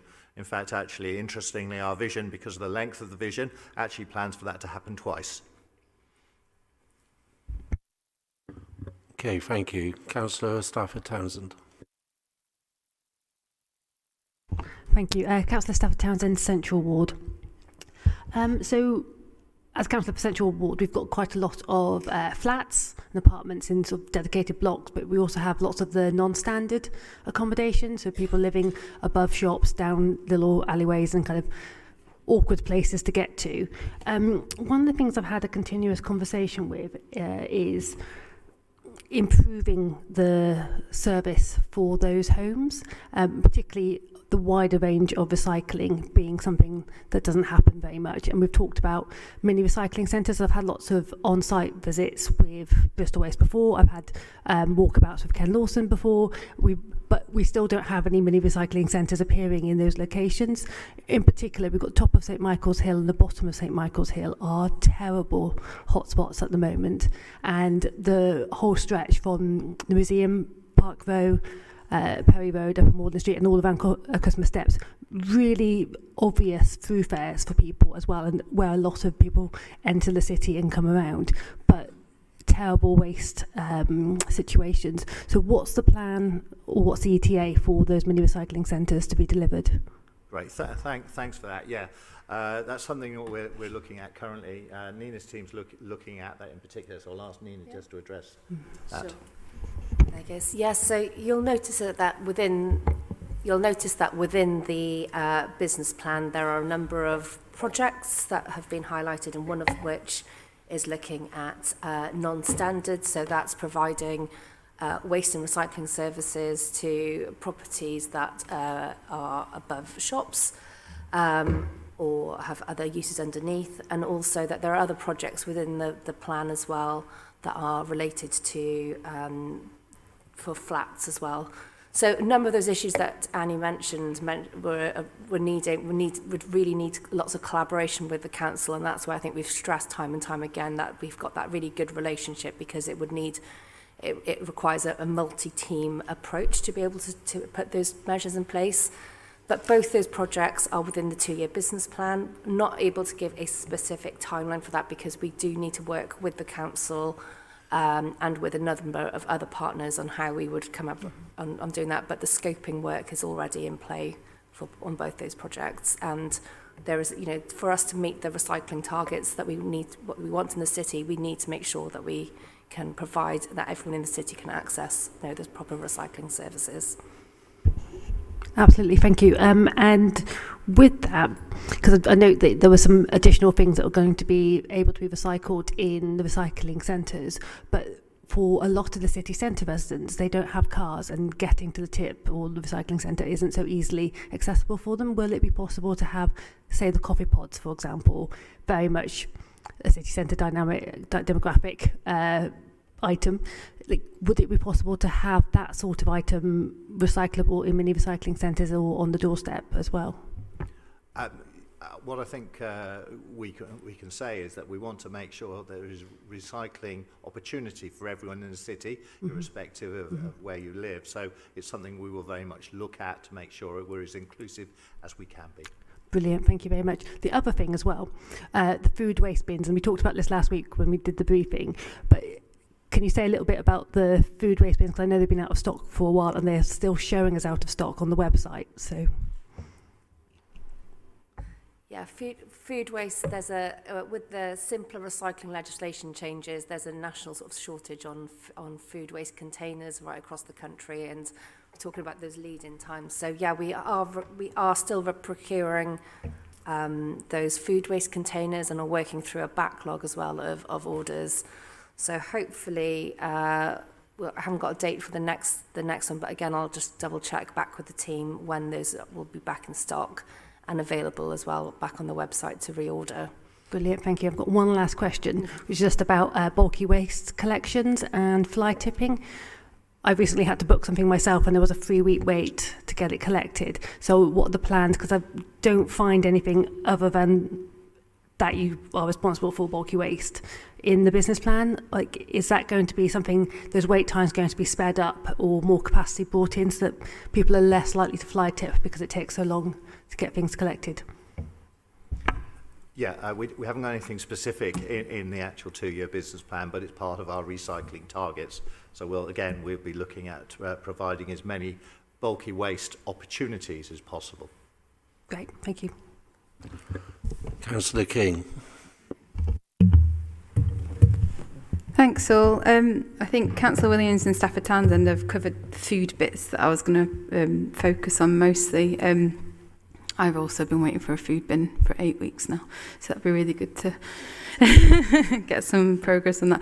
But I guess I would have, there were some really good things in the strategy. I particularly liked the stuff around the workforce and the valorisation and investment in them and really making them feel valued and increasing the diversity and reaching out to those communities that really need to engage with the workforce opportunities that there are in Bristol Waste. That was quite exciting, I thought. But yeah, on food quickly, I would have liked to have seen a greater focus of that, as it is one of our major challenges. So it would have been nice to sort of see that as a sort of, you know, a key feature of the 2-year strategy. There's so much opportunity in there as well as problems, but I know that we don't quite yet have a universal food waste service in the city, so it's how we it would be great to see how some of those answers are going to come forward to tailor our approach to some of those difficult to reach streets and flats, and I know there's some arterial routes that are challenging as well. But also, for me, the most important bit is reducing the food waste in the first place and working with a lot of those disadvantaged communities that on some of that behaviour change, and also how to appreciate and sort of upskill people to understand how to use their food and how to use it well before it goes into so much of it gets thrown away. So how we can reduce that waste in the first place, that preventative approach. And then if I could just ask as well, there's lots of initiatives coming down the road from government, the extended producer responsibility, the deposit return scheme, how you feel that you're getting ahead on the planning for some of that, particularly the emissions trading scheme. I'm quite interested in the waste stream of that. I know there was a big consultation on that last year, but as far as I'm aware, we don't quite understand yet how that will fall to us, or whether it will or not. I know there's been intonations that it will, but we don't quite yet understand how that will work. Am I right? Thank you for those questions. First of all, can I deal with the food waste first of all? Yes, we are doing research, and we have done some surveys across the city to try and find out what would be best to encourage people from a behavioural change perspective, and how we can inform more people as to the food that they can recycle, we're trying to work on that and trying to do that at this point in time. In terms of the legislative changes, there are a lot of legislative changes coming through. We're very aware of the headline ones at this point in time, and working collaboratively with the council to make sure that we actually take advantage and work in accordance with those legislative changes that are coming. There's very much the taxes that are coming down the line from a recycling and landfill perspective in the future. So we'll work very closely with the council to ensure that we maximise the opportunity within the city to develop our recycling figures. Councillor Whittington, I think you had another question. Yeah, thanks, Chair, for allowing me another question. It's really one for yourselves and officers rather than Bristol Waste. Just in terms of, obviously, when we do get to the point where we're recommissioning services. We're in a new committee structure now, and I'm just wondering if any thought's been given as to how that process will take place, and whether it will be done in a different way from previously, presumably. Presumably, I think the decision about how we move forward has to be, if I understand, and John to come in, or Pete, it has to be a decision taken by the relevant policy committee. Would it be environment and sustainability, or would it be this committee? I believe it's environment and sustainability, actually. We did, that was a question at the Environment and Sustainability Committee, where I think we suggested it probably was this one, but we've sought a view from legal colleagues, and I think it is actually environment and sustainability. Yeah, we'd bring forward a business case in a paper in the usual way with a recommendation, but it would be a decision for the committee. Which Councillor King is on, so it's all down to Councillor King. Okay, do we have any more? Councillor Malik. Might as well, I'm the only one that was left out. But I just want to know, I mean, obviously there's a target that you're working on for 2035, and we've talked about Cardiff as well, and 65% target. With regards to 25-26 or 26-27, coming from a ward where we've experienced some real difficulties, and speaking to people specifically about this, waste and what residents think, and what resident thinks can make it better. Is there any plans to introduce new transformational, innovative carrying facilities for our residents, in terms of changing the bins to something a bit more, kind of manageable, rather than having them being chucked around and broken, and so that we can engage and get communities to kind of work in trying to increase recycling? There must be a more innovative packaging method.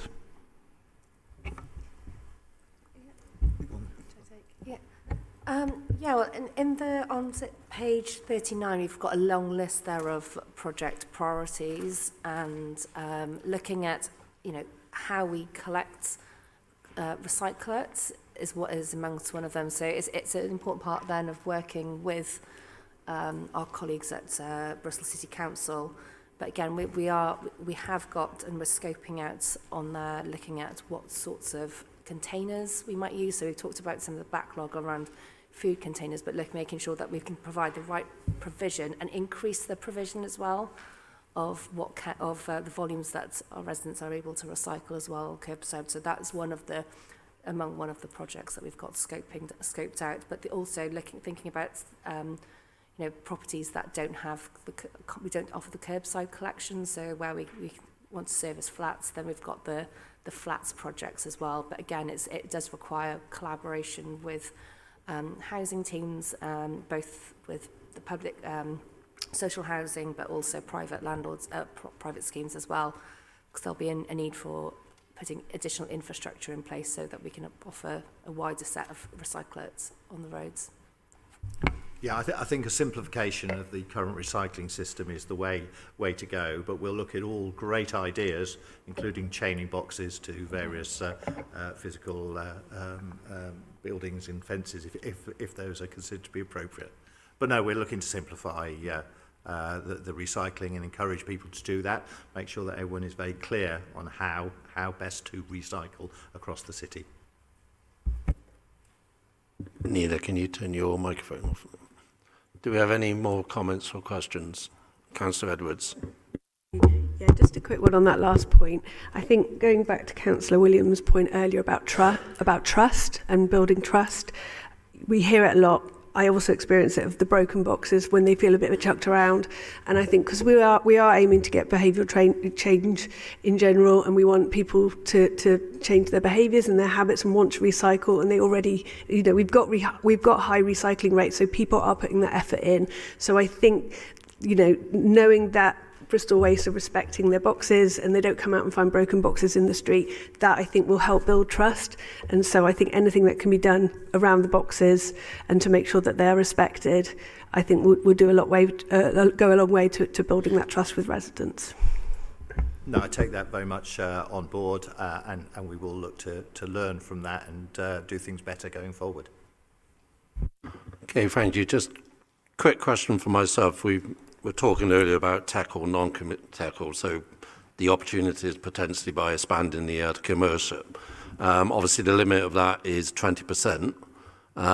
What percentage are we currently at? We're currently at 88% and 12. Okay, thank you. So there is room to expand it a bit further. There is potential there, yes, definitely. Okay, thank you. Any more comments or questions? Tim? Just going to say, hence my question. Might be just worth me saying that there is a huge market for animal byproducts recycling and products that are made from that. And I know there's companies coming from the region that take it at the moment. So maybe you should look into that. Yeah, we are looking at a variety of other sort of innovative ideas in the recycling and sustainability arena. I'm very keen to pursue that, and if you have any particular ideas, please feed them through to me. Okay, thank you. So if there's no more questions or comments, there are 2 approvers and 1 item for noting as part of this report. Does anybody have any objection to me taking both approvers at the same time, or would you prefer me to do them separately? Okay, I'll do them both together then. So I'd like to move that the Committee for Strategy and Resources, 1, approves the 25-26 business plan of Bristol Holding Limited, and 2, approves the 24 to 25 to 26 to 27 business plan of the Bristol Waste Company Limited. Can I have a seconder for that motion, please? Thank you, Councillor Williams. All those in favour, but please show your hands. And that's unanimous. Thank you very much. And then, can I also ask that the committee notes the 10-year vision of Bristol Waste Company Limited? Can I take that as noted? Thank you. Thank you very much. Let's move on to the next agenda item. What I'm going to do is we'll take the next agenda item, because I know Tower has been sat patiently. Representatives from Bristol Holding, Bristol Waste and the shareholder group, if you want to leave, you may do. After we do this next agenda item, I'm going to take a short 10-minute break so that councillors can take a comfort break, and also members of the public may want to take a comfort break as well. So if we move on to agenda item number 8, which is the Transformation Programme's quarterly update. This report provides an update on the current top 4 council transformation programmes. That is adult social care transformation, Our Families, including the mobilisation of the new Families First programme, the property programme, and the Tackling Homelessness programme as at January 2025. The report also provides a look ahead to the Council's ongoing transformation journey for 25-26 and beyond, prior to formal papers and discussions coming to committee in the new financial year. There are no decisions to be taken on this report, which is for information only, and I'd like to invite Tara Dillon, Head of Portfolios, Programmes and Projects, all the Ps, to introduce and outline the report. Tara, over to you, please. Thank you, Councillor Dyer. So just a couple of updates then in terms of the first section of the report, which is around the progress on the top 4. So our position currently with our top 4 programmes is that there's £17.5 million worth of recurrent savings to be delivered this financial year.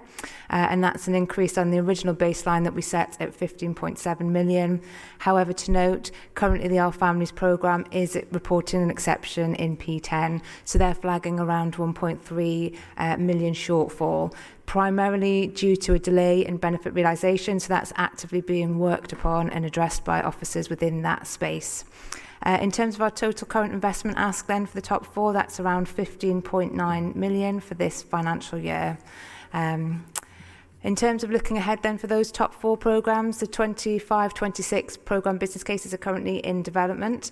Already the Families First programme, which is replacing the Our Families programme within children's and education, is already been to committee and had its business case approved. The other 3 programmes are coming forward in April and May to their respective committees to get their approvals. As a result, the top 4 programmes are very much a significant feature of our 25-26 transformation work, contributing significant savings on an ongoing basis.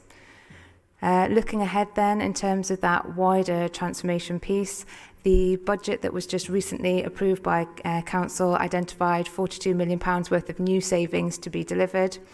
So whilst the organisation has taken significant steps to mitigate pressures on our budgets over the last few years, that need has not diminished, and we know that there is more that we will continue to need to do in that space.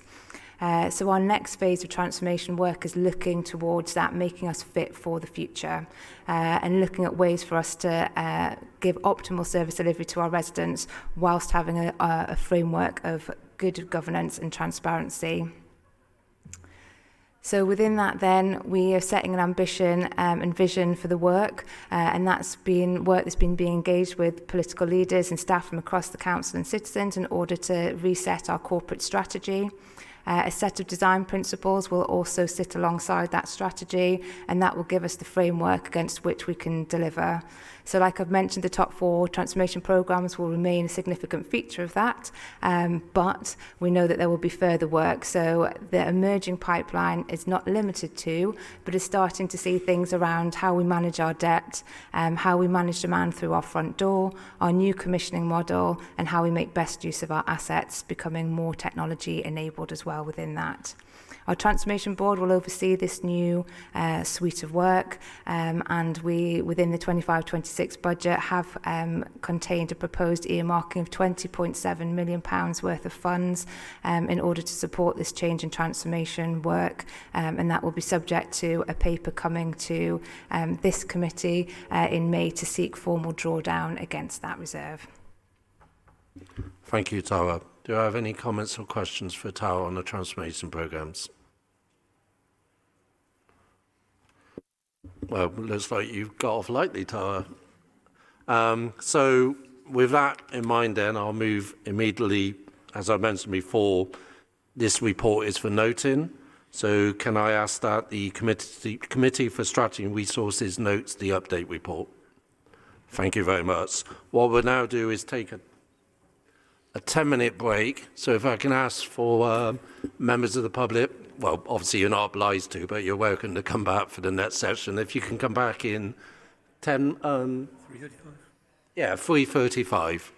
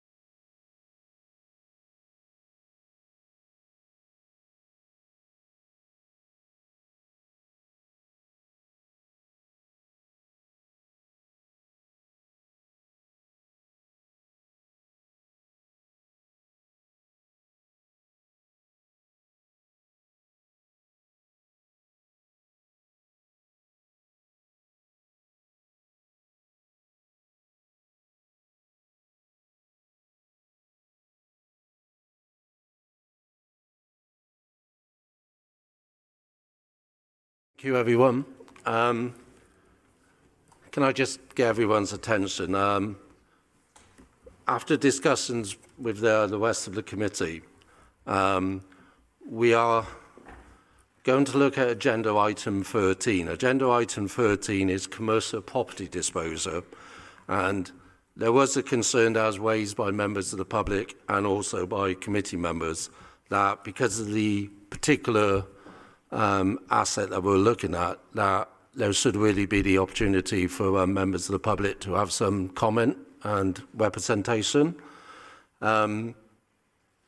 Obviously, if we make the decisions today, there will not be the opportunity for members of the public to put their views forward. So what we are going to do, or what I'm going to propose, is I'm going to propose that we defer a decision on the item until the next meeting of Strategy and Resources and seek legal advice on whether we can put the name of the asset into the public domain so that members of the public can make representations regarding the future of that asset. So I would like to propose that as a motion that we defer the item until the next meeting of the Strategy and Resources. Can I have a seconder for that? Thank you, Councillor Stafford Townsend. All those in favour, please show your hands. Thank you. So agenda item number 13 is deferred into the next meeting. Thank you. And thank you for hanging away. And you're welcome to stay for the rest of it, but please don't feel the need to.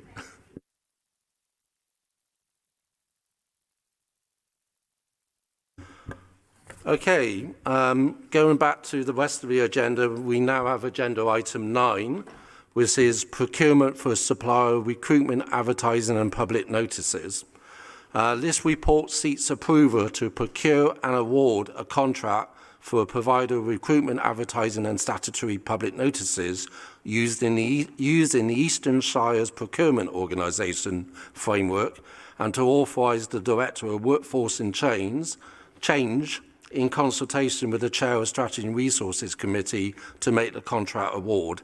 This is a key decision as it involves spend over £500,000. I would like to invite James Brereton, Head of Human Resources, to introduce and outline the report. James. Thank you, Leader. My colleague Steph Griffin was actually going to introduce this item, and I wouldn't like to steal her limelight, so I will defer. And I think that's a very brave decision on your part. Thank you, James, and I'm sure you'll help chip in to answer any questions. But thank you, Chair, and good afternoon, Committee. Yes, as outlined in the opening paragraphs of this report, there's actually two different parts to this proposed contract. One part is for recruitment advertising, and the second part is for statutory public notices, which is a requirement for traffic orders. Both of those services require an advertising placement agency, as they would help us secure the best rates and advise on the best media to use. The contract value is split approximately 50-50 between those two services. And as Councillor Dyer said, the procurement would be done via the ESPO framework, and it would be for 3 years with the option of an extension of 1 year. Just a couple of notes in relation to the recruitment advertising part of this report. It does explain, obviously, that where at all possible, we always advertise any vacancies internally first. We like to grow our own talent and offer internal progression opportunities. If that doesn't generate suitable candidates, then we advertise externally via our dedicated recruitment website and also the Council's LinkedIn page. So all of that is at no cost, that's free. So what is actually featured as part of this proposed contract would be paid for recruitment advertising, and that's only if those other methods don't actually generate the diverse range of applicants we might need, and that tends to be for hard to fill roles, etc. The spend against this contract would actually sit with the hiring manager and their service budget, so there's no central pot for this contract. Thank you. Thank you. I'll go straight to Councillor Blenkinsop. His hand was already up even before I looked. I will not apologise for being enthusiastic. So I do want to make it clear that this question is from very much a devil's advocate position, because I think I can certainly see the value for this. But someone might ask, well, we're spending 500,000 on this a year, and, you know, to go out and advertise on LinkedIn, that does not take 500,000, or they may, you know, question how much effort we really need to go to fill these positions. So if possible, could you elaborate on, you know, why we need this much, how it's going to be spent, you know, the extent to which we do need to operate, and, you know, I know that you give a very good example on housing and how that took some effort, but if you can just elaborate on that further, it would be very helpful. Of course. First thing to say is that the contract allows for a spending limit as opposed to that we would necessarily spend that amount.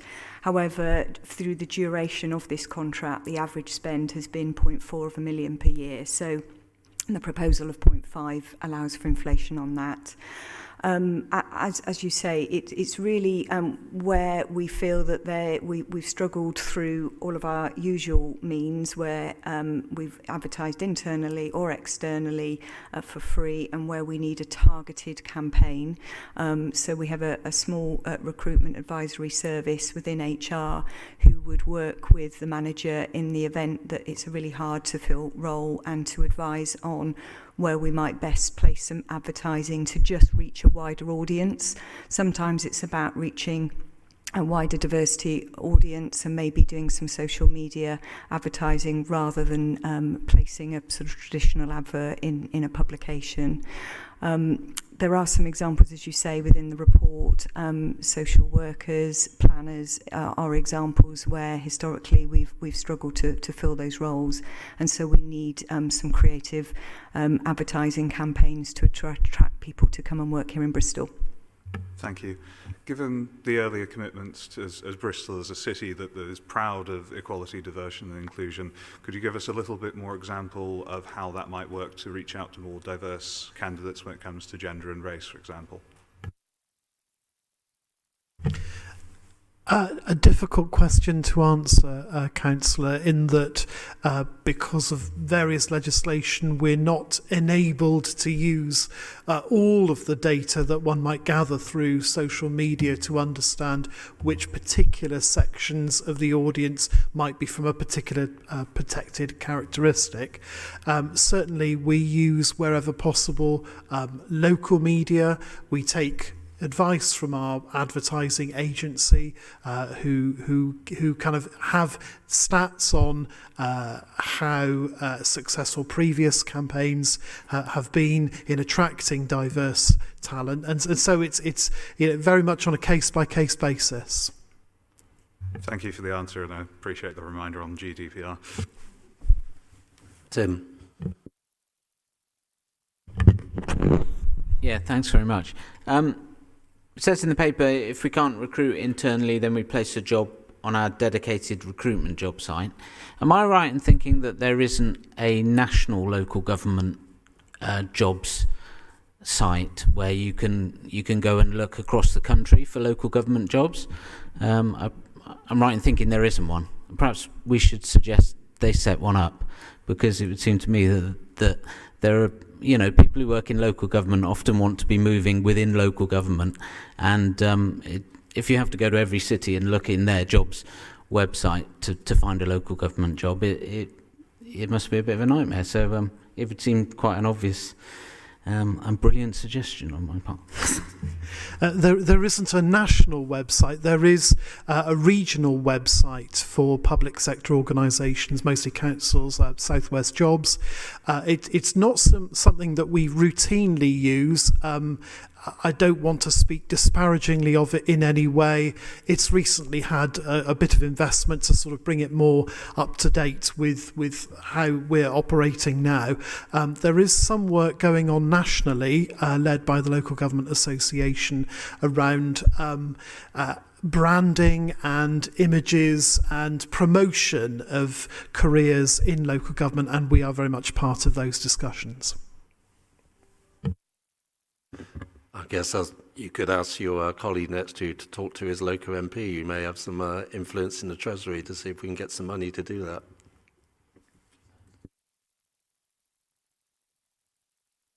Do we have any more questions or comments?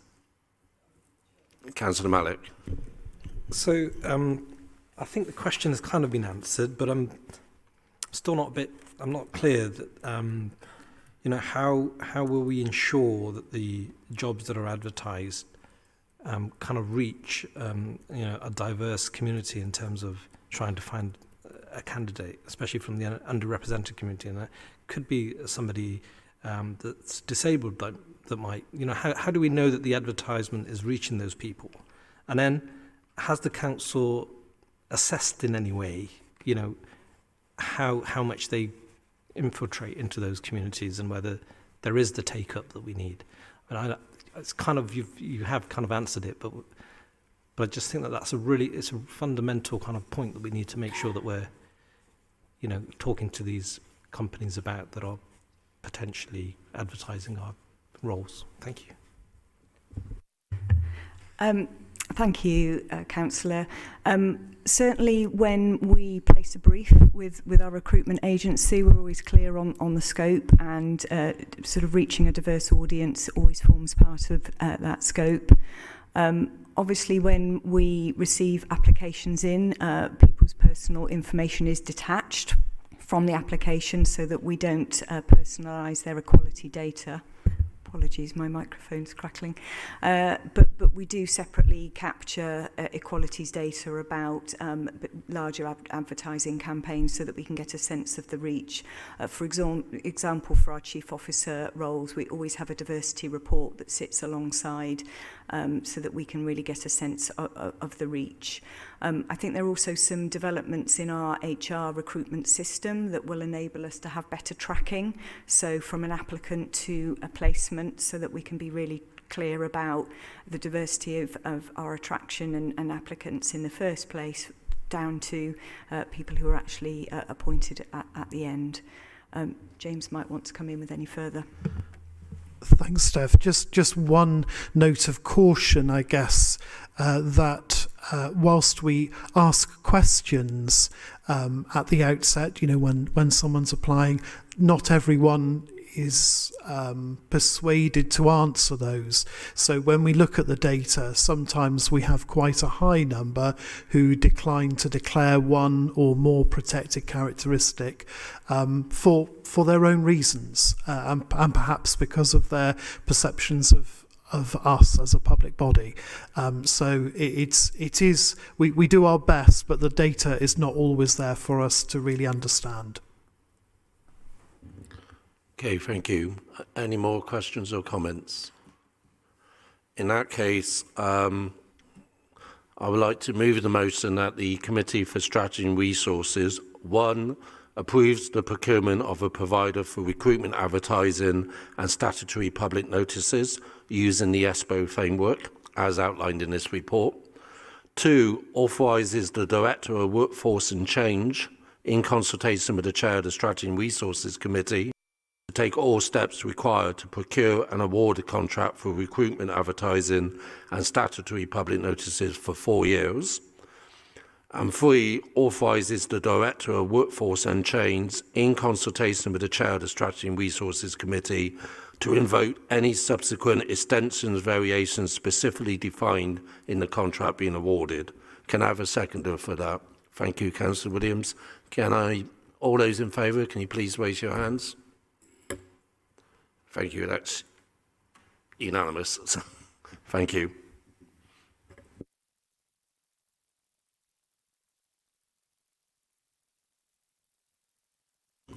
Thank you, Steph and James. We'll now move on to agenda item 10, which is the quarterly performance report for Q3 2024-2025. This report provides an update on performance against the Bristol City Council business plan for Q3 2024-2025. There are no decisions to be taken on this report, which is for information, and I'd like to invite Nick Smith, Strategic Intelligence and Performance Manager, to introduce and outline the report, and we also have Rebecca with you as well. Thank you, Chair. Yes, this is the standard report that comes every quarter. The just quickly introducing the general point, we've got the report, and then there are two appendices. With that Appendix A1 is the dashboard, performance dashboard, that covers the all the committee reporting, and Appendix A2 is the point specific for this committee. Looking at the report itself, point 4, just to clarify, is looking across the whole of the council's business plan performance. So the chart that's included in the report is for the whole business plan. The rest of the report, point 5 onwards, is just looking at the points specific to the remit of the Strategy and Resources Committee.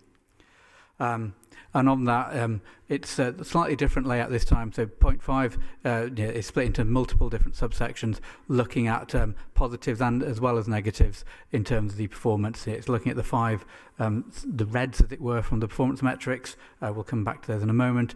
They could be some of the points we particularly look at. But there's also looking at some performance metrics that are better than target being highlighted, and then actions behind schedule and on target, some examples of, and then we've got some city outcomes reported this quarter as well, using data from the Quality of Life Survey. So there's 3 of those noted. So coming back to 5A, which is the metric significantly worse than target, the ones that are showing red on the dashboard and the appendix. The ones that are particularly of note are the agreed management actions implemented within timeline, which is significantly worse and is dropping. A couple of the other ones, though, are down there as reds because they are significantly worse than target, but there are positives such as the procurement process and FOIs, where there are quite a bit of positives within the data this quarter as well. I guess at that point we'll pause and see which questions there are. Thanks, Nick. Councillor Whippington this time.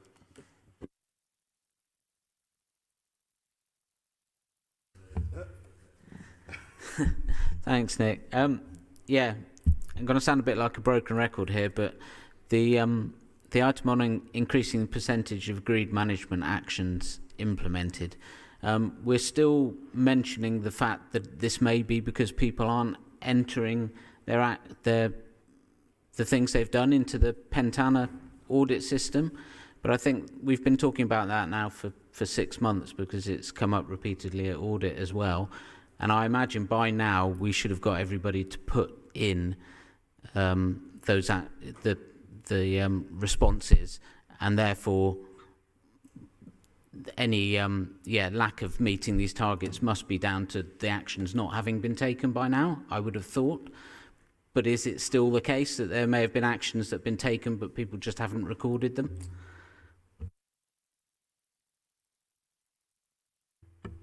I don't know if Nick wants to come in on this as well.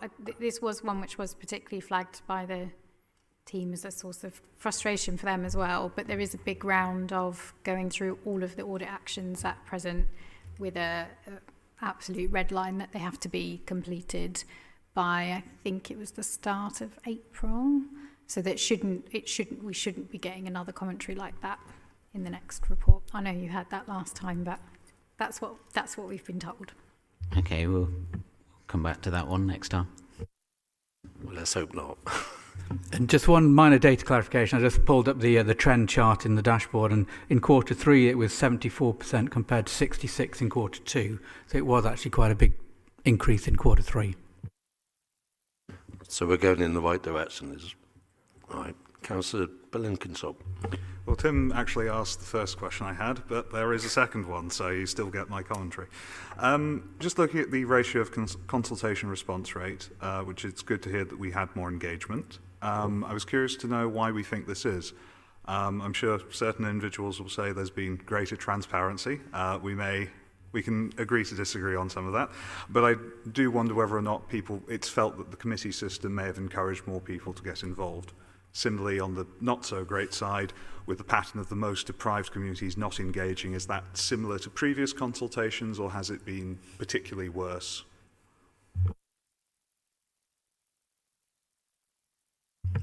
Thank you. We probably won't be able to answer all the points of that question, I'm afraid, although we could take those points away. But I think what we could clarify is this is the ratio of consultation response between the least and most deprived point. So what we do know, or what the consultation team have told us, is we know that previously there have been some specific consultation that were particularly focused on issues that affected people living in the most deprived areas. So this was like a year and a half ago. So there were some very good results came from that, where the most of the feedback in the response in the last 6 months have been to do the very strong feedback on the budget consultation, and that wasn't particularly focused on issues for the most deprived. No, and I understand that will have distorted it, but I'm curious to know if the rate of not responding, if you see, is similar to periods where it wasn't around the cancer reduction scheme. So if there are areas where there aren't those kinds of specific questions on the most deprived, is the current rate of not responding, I appreciate that's not necessarily the clearest way, is that similar to how it's been in the past, or is it worse? That's my concern. I'm with you. Again, just looking at the trend chart in the dashboard, the 1.77, which is the ratio now, that is the highest it's been in the last 2 years, but going back to 2022 and before that, it was usually over 2. So in that sense, it's not as good as it has been in the last year and a half, but it's better than it was for several years before that. And going back 5 years or so, it was close to 3, the ratio. So, no, that's really good to hear. Thank you. I think regardless of what type of system we have, I mean, I think sometimes the number of responses you get will often depend on what we're asking, and also how what's the word, incentivized people are to respond to certain types of question, I guess, would be part of that as well. I think, nevertheless, regardless of that, I think all of us want to see as high a response as possible from consultations and other ways of members of the public getting involved. But I guess the other key aspect of that is we want that to be from as broad a spectrum of the residential population as possible. It's no good getting more responses if they're all coming from the areas where we're already getting responses from. If what we want is to get responses that reflect the demographics of the city. Councillor Edwards. Thank you. I did have a question about that, but it's been pretty much answered now, so thank you.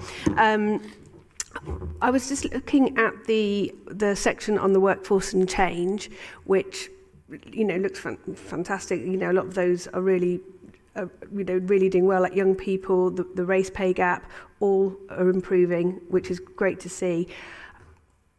The gender pay gap seems like a bit of an outlier, so that's something that still hasn't improved, and it does say like we don't really understand, or it needs to be investigated. What kind? Where do you start with that? Because I would have thought, just speaking to women who are applying for these roles, or women in the workforce, might be a good place to start with that, just to find out what that is. I'm not really understanding the idea of seasonal fluctuations either. Women only come out in spring. I just wondered if you could just go into a little bit more detail about why you think that might be and what investigation you're doing into it, please. I'll just, from the data clarification, that it looks like it's about 3 years where we've got quarterly data on this.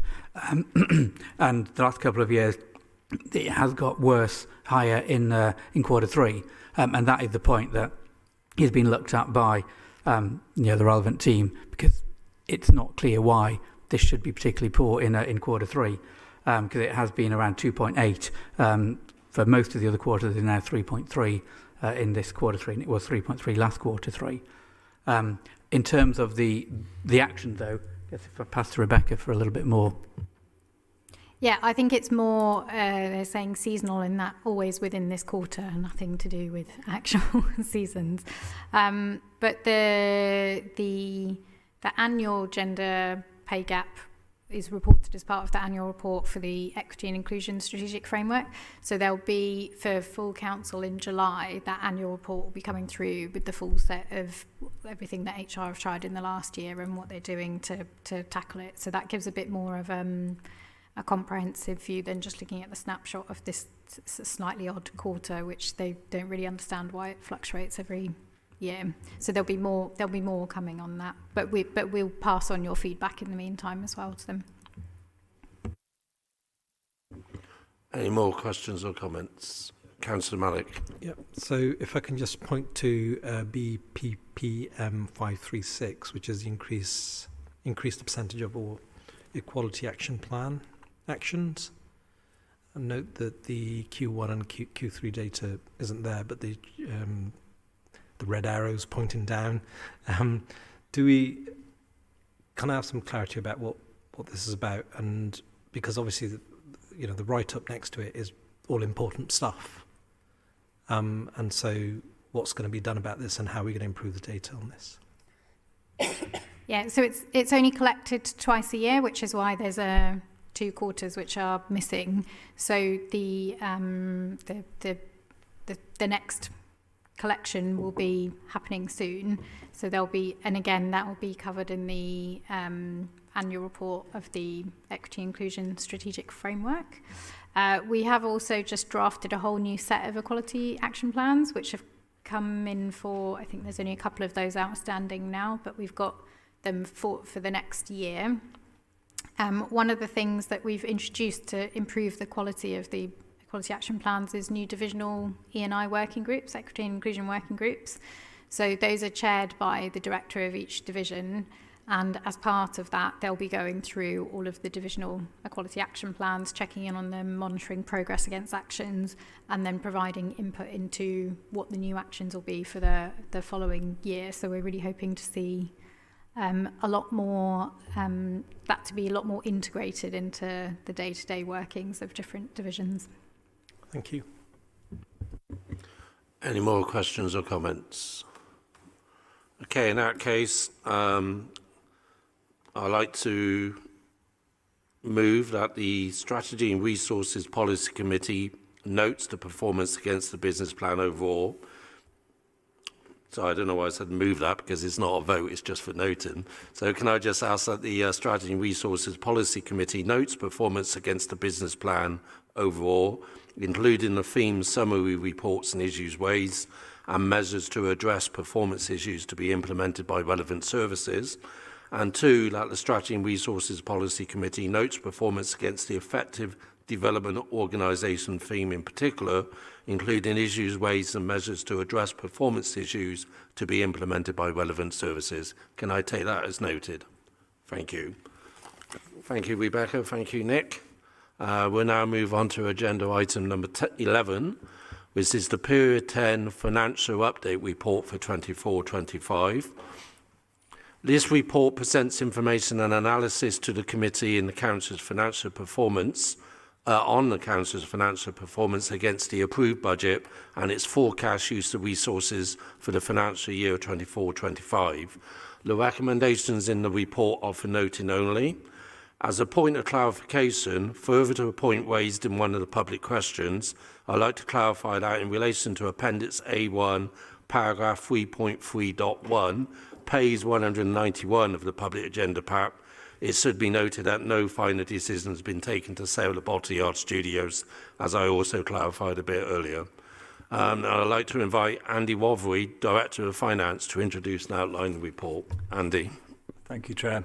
So I'll walk councillors through the headlines of the papers. So just to start, I want to talk about the revenue budget. So it is forecast for period 10 at a 17.8 million forecast overspend. So this is a £300,000 adverse movement from the last reporting period.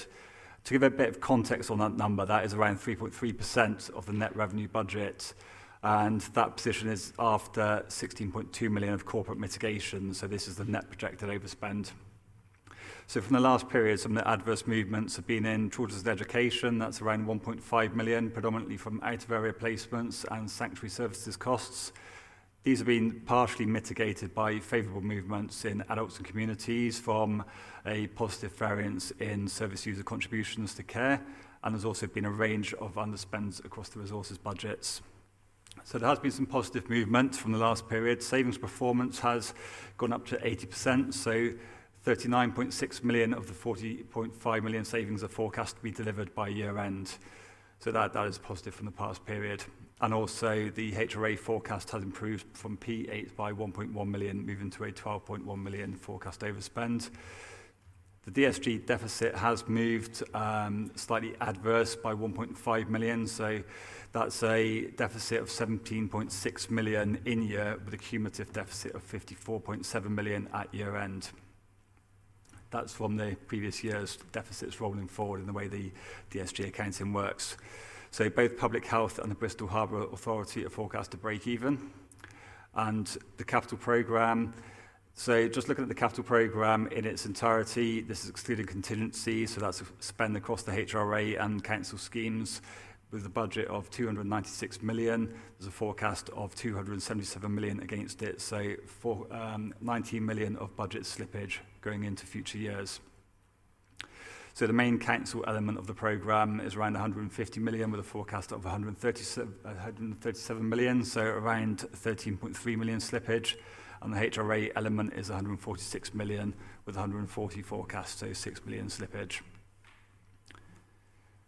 So that's my main sort of overview of the main reports. Just to note, there are two key decisions. So the first one is the schools, the holiday activities and the food programme. This is an annual grant we receive from government, so it's 1.825 million. That is for the 25-26 financial year. So as I said, this is an annual grant and it's administered by the council, but the scheme is delivered by a number of partner organisations as well. So this has in 2024 benefited over 337,000 spaces for eligible children across Bristol. And then the second key decision is the drug and alcohol treatment and recovery improvement grants. So this is around 6.7 million. It's a wrap-up of a number of grants that have now been administered as one single fund from the Department of Health and Social Care. So it does include the rough sleeper, drug and alcohol treatment grant, the housing support grant, the supplemental substance use grant, and the independent placement support grant. So whilst it's a single key decision for 6.7 million, there's a number of existing grants wrapped into that decision. Thank you, Chair. Thanks, Andy. Any comments or questions? Councillor Whippington. Thank you, Chair. Capital programme, Andy. So we are 26 million below the revised budget from what it says here. But can you tell us how much we are below the initial budget for capital spend this year? I'll have to check that number and come back to you because it's in a prior paper. So from the original approved budget? Yeah, I'd like to know how much we've underspent on our capital that we budgeted for at the beginning of April 2024. I'll dig that out because I can't answer it. I don't want to have to answer it off the top of my head. So. Any more questions or comments? Councillor Malik. Thank you, Andy, for the report. Can I just ask, in terms of the percentage savings, you say that we're on target for 80%. How does that compare to previous years?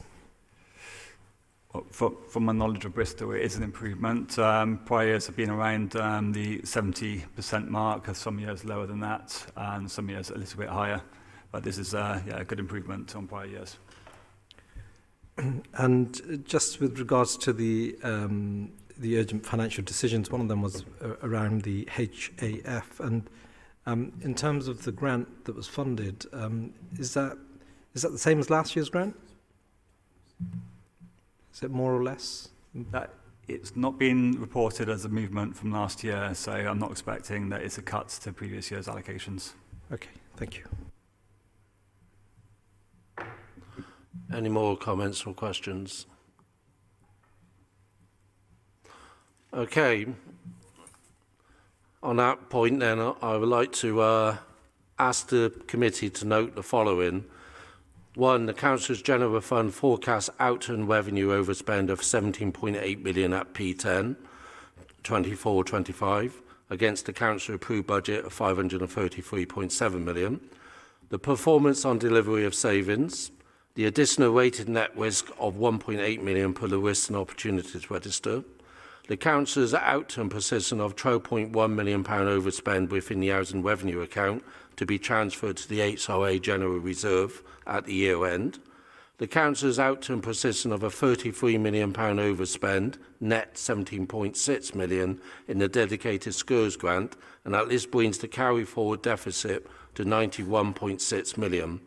Following the application of the DFE's 24-25 safety valve, combined with contribution from the General Fund, a total of £54.7 million is forecast to be carried forward at the year end in the DSG deficit reserve. The break-even position on public health services, the break-even position on the Bristol Harbour Fund, the Council's forecast underspend of £26.3 million against the capital programme revised budget for 24-25, comprised of £20.7 million underspend on the General Fund and £5.6 million underspend on the HRA. The Finance Key Decision number 41 on the 21st of February 2025 to accept and spend £1.8 million holiday activity and food programme grant funding for 25-26.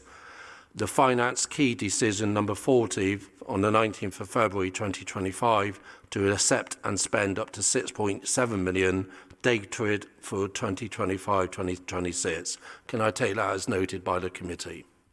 Thank you. Thank you, Andy. I have the answer to Councillor Ripperton's question as well. I'll cover that. So the council element of the approved budget at the start of 24-25 was 210 million, and it's been revised to 150 million. Sorry, say again. Was it was 310 million was the budget? 210 was the opening, and then rephased during the year to 150 million. So about 25% slippage throughout the year. Okay, thanks. You look slightly confused by that, Tim, so maybe you want to send an email afterwards. No, it was the extra 100. I was trying to tie it in with these figures, but yeah. That is excluding HRA. Right, okay. Andy, could you email me those figures, just so that, thanks. Okay, thanks, Andy. The next agenda item is agenda item 12, which is now the last agenda item, you'd be happy to know. This is the debt report, 1st of April 2024 to 30th of September 2024. This report provides an overview of the debt position across revenues and benefits, parking services, housing revenue account, including current and former tenant rent arrears and leasehold and temporary accommodation, and sundry debt, including adult social care, and details the steps being taken to improve collection across a number of service areas. The report also provides details of those sums written off in line with the corporate debt management policy and scheme of delegations during that period. This report is for information only, but does include an exempt appendix which has been circulated to members. In the event that any member wishes to raise a matter specifically in relation to the exempt information, it will be necessary for the committee to move into exempt session.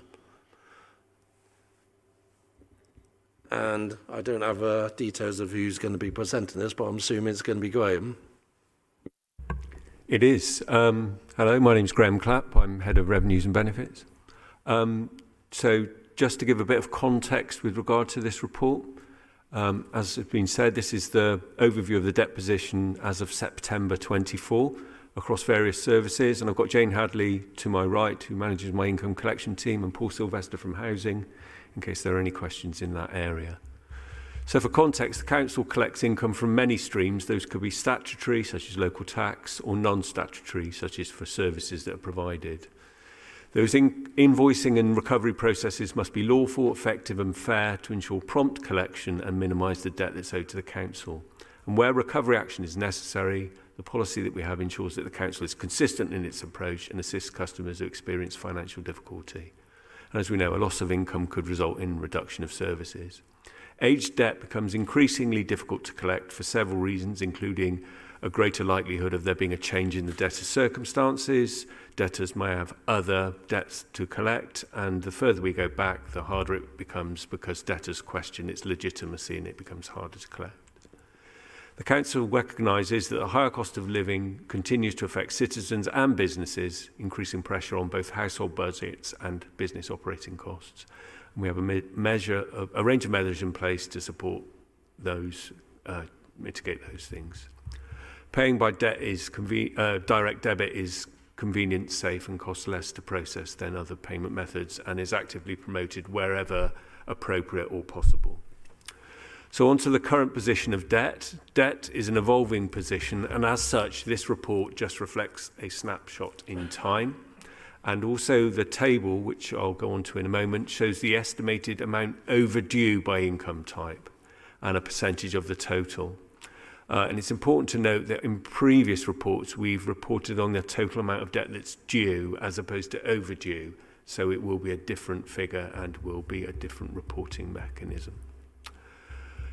So the amount of debt to the council, just to go through the figures, we've got accounts receivable with around 61 million, and that's just under 30% of the percentage.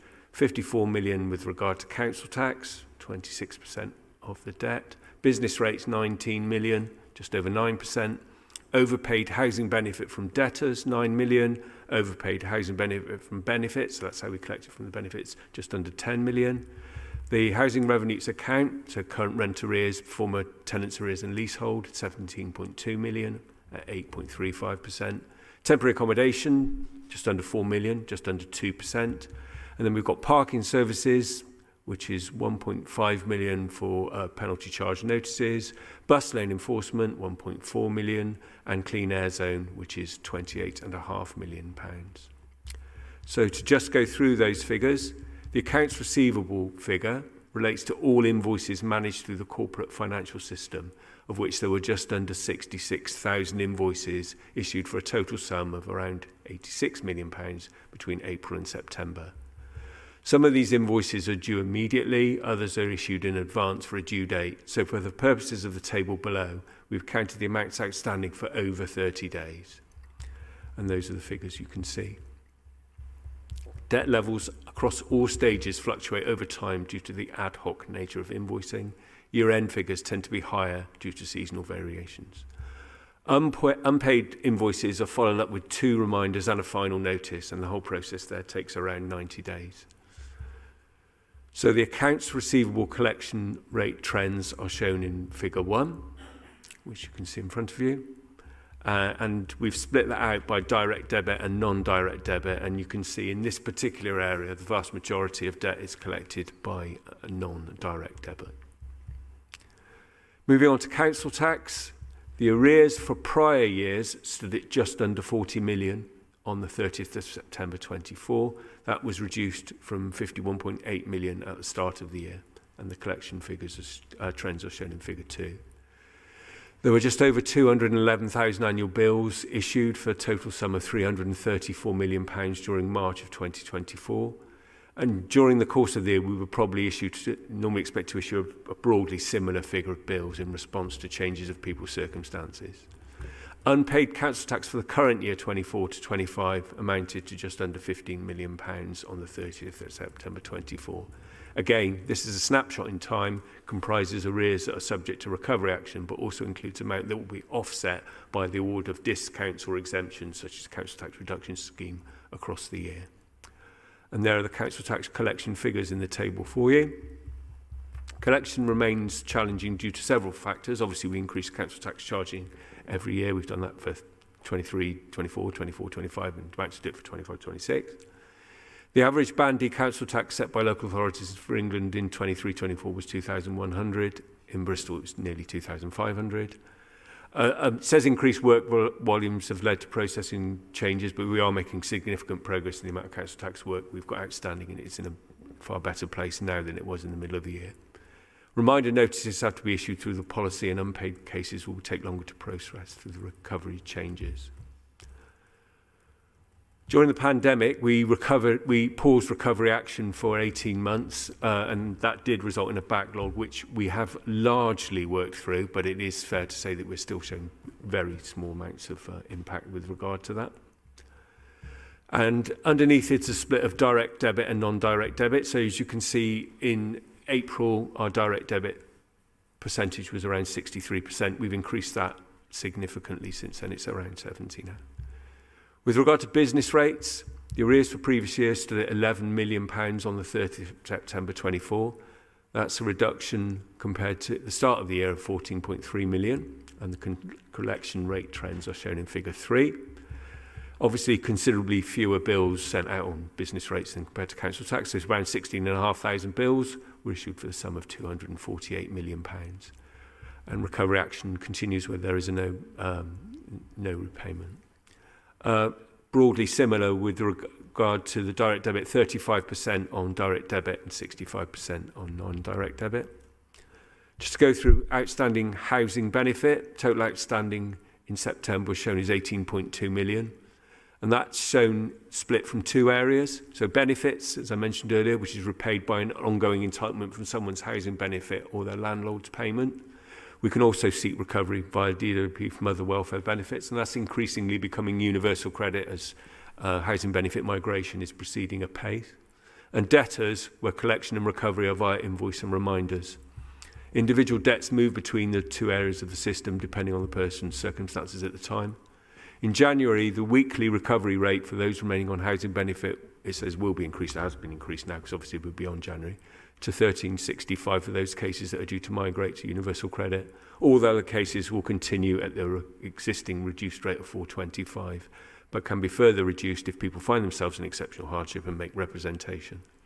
As I mentioned before, accelerated migration of housing benefit is reducing the amount we can recover from our ongoing housing benefit entitlement, and our housing benefit caseload is reduced by 12% over that period, and it does continue to reduce quite significantly. Table 6 shows the breakdown of the recovery through the benefit system. So as you can see, the figures are there. And there were just over 2,000 invoices issued for the total sum of 2.5 million between April and September. Collection rates are shown in figure 4. Split of direct debit, non-direct debit shown below. So 32% by direct debit, 67-68% other methods. Figure 5 shows the figures for the overall debt as reported to the DWP, which includes combined collections for housing benefit. To move on to housing revenue accounts, total indebtedness in September totaled 17.29 million. Of the overall HR debt, 49% is made up of standard current rent arrears. Those are residents who live in council-owned homes. The rest is made up of former debt, leasehold service charge arrears and other sub-accounts. And the breakdown of those figures is shown below. The HRA service took over the management of leasehold from the General Fund following the transformation of the rents and leasehold service in March 23. The actual debt is added every 6 months, and just under 700,000 was added in the week commencing the 29th of September, which shows the large jump in leasehold arrears. Standard rent account decreased by 230,000 in the previous 12 months. Residents in arrears has decreased from just under 50% to just under 48% since October. Housing temporary accommodation. There continues to be an increase in arrears in temporary accommodation, which can be attributed to the increasing numbers of households presenting and being placed into emergency accommodation. Bristol has seen similar increases to that which were reflected in the national landscape, and there's been an increase in demand for emergency accommodation. Significant proportion of clients in TA not to be tenancy ready, and managing a rent account is a significant component of this. So the arrears are below, former arrears coming out at 3.3 million in September as opposed to 2.7 million in March. Current arrears have reduced from 810,000 to 678,000. There's an increase of just over £500,000 in the figure. There are issues with the over-reporting of temporary accommodation debt from our rent accounting system. Paul may have an update on that, which we may get to if we need to. The average monthly collection of charges not covered by HB from client households in temporary accommodation is £65,417. And as of September, that had increased. There is a table showing the total arrears from current tenants. All short-term letting accounts are monitored and reviewed, and arrears letters and actions are taken every 2 weeks to maximise recovery. Current arrears continue to increase during the September of 24, reaching a high of 1.3 million. From August, a task force of tenancy support officers working alongside the interim support accommodation team have written to and visited in person just under 2,000 account holders. The cumulative impact of debt and in-person recovery has resulted in a 51.77% reduction in current placement arrears from July to September. The service design is part of a wider tackling homelessness programme, which will address a number of issues impacting arrears, including additional resource with the creation of a move-on team. Moving on to parking services, Table 10 shows the amount of PCNs, excluding Clean Air Zone, that have been issued, outstanding balances for the outstanding debt, the value of outstanding contraventions, etc. So those figures are there in front of you. The data in Table 10 reflects COVID and the performance of enforcement agents. A larger percentage of debts were unpaid during COVID, and debt recovery was lower when enforcement agent action was suspended. Since the introduction of additional measures under the corporate debt management policy, debt collection has significantly increased.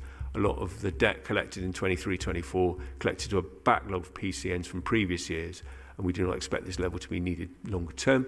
Clean Air Zone began in November 22. Data for 22-23 reflects the establishment of the new service. These figures represent the outstanding debt for contraventions that occurred in the last financial year. The value of outstanding contraventions from the current financial year has not been included, as they are considered to be live debts. So there are your figures with regard to PCNs and for Clean Air Zone. Let's move on to debt support. Cost of living pressures are clearly continuing to impact on citizens, and we continue to work with the individuals who are struggling to pay. We removed our premium rate telephone line for payments, making calls more affordable. The debt support service allows customer-facing teams to refer those struggling with unmanageable debt and who have other financial problems for support, advice and signposting. And we also have something called breathing space, which allows people to pause their debt while we consider once they provide evidence of the need to do so. So a new report will be designed in future to provide a drillable transactional set of data across all debt types to support services in areas maximising income and moving towards a single view of debt. Delivery date has not been decided. However, a new Managing Our Debt project has been initiated to provide governance and oversight of the work. Implementation dates to the updates to the corporate debt management policy, streamlining internal processes. This will be proposed for adoption following S151 officer approval. That's just been done, actually, in consultation with the strategy chair. This will reduce the level and age of outstanding debt, maximise revenue collection in the short term by establishing a new centralised debt and recovery team to cleanse the data and accounts receivable and advise and undertake an action plan to include collectible debt, review the end-to-end process of accounts receivable for prompt collection of debt, and ensure appropriate monitoring and controls are in place. Thank you. Sorry, that was long. Thank you, Graham. Councillor Blenkinsop. So thank you. Thank you for the thorough nature of the report, and it's good to know that we seem to be making some progress on debt collection. Now, I will apologise very briefly to Councillor Galandris, because this does relate to the recent Conservative motion or the recent Conservative budget amendment that was proposed at full council. I am very much in support of the council tax reduction scheme, and I note that we have a very high, compared to other areas, a high level of written off council tax debt.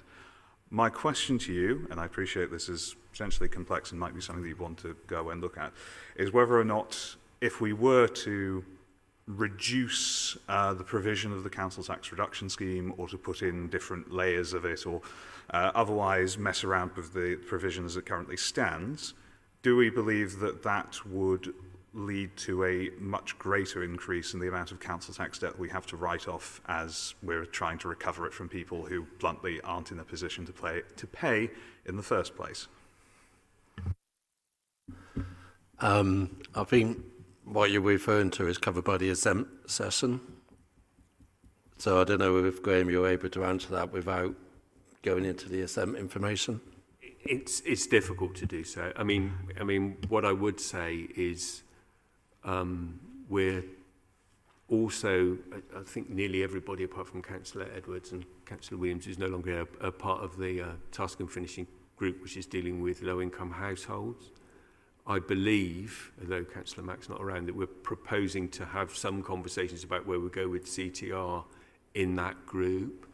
And what I'd probably prefer to do, rather than do it here, is come to that group with evidence as to where that would go. Because what I would think would be our best port of call is, say we are considering changes to CTR, we take into account what other authorities have experienced when they've done so and what it's done to their collection rates and their written off debt, because that would avoid us saying anything in the public domain. I appreciate, and I apologise if I erred a little bit too close to the extent part. So happy to discuss that later time. Maybe we could, if you could send me an email, we can have a bit of a chat around this. And again, slight apologies to Councillor Glandris, but to extend the Carthage metaphor, I'm quite eager to salt the earth on this idea and ensure it never grows again. Councillor Whippington. Thank you, Chair. Graham, I just wanted to delve into this bit about the transfer of people from housing benefit to universal credit. Is it my understanding of this is that we can reclaim debt from them while they're on housing benefit, but once they move to universal credit, we can't reclaim the debt from them anymore? Is that what it's saying?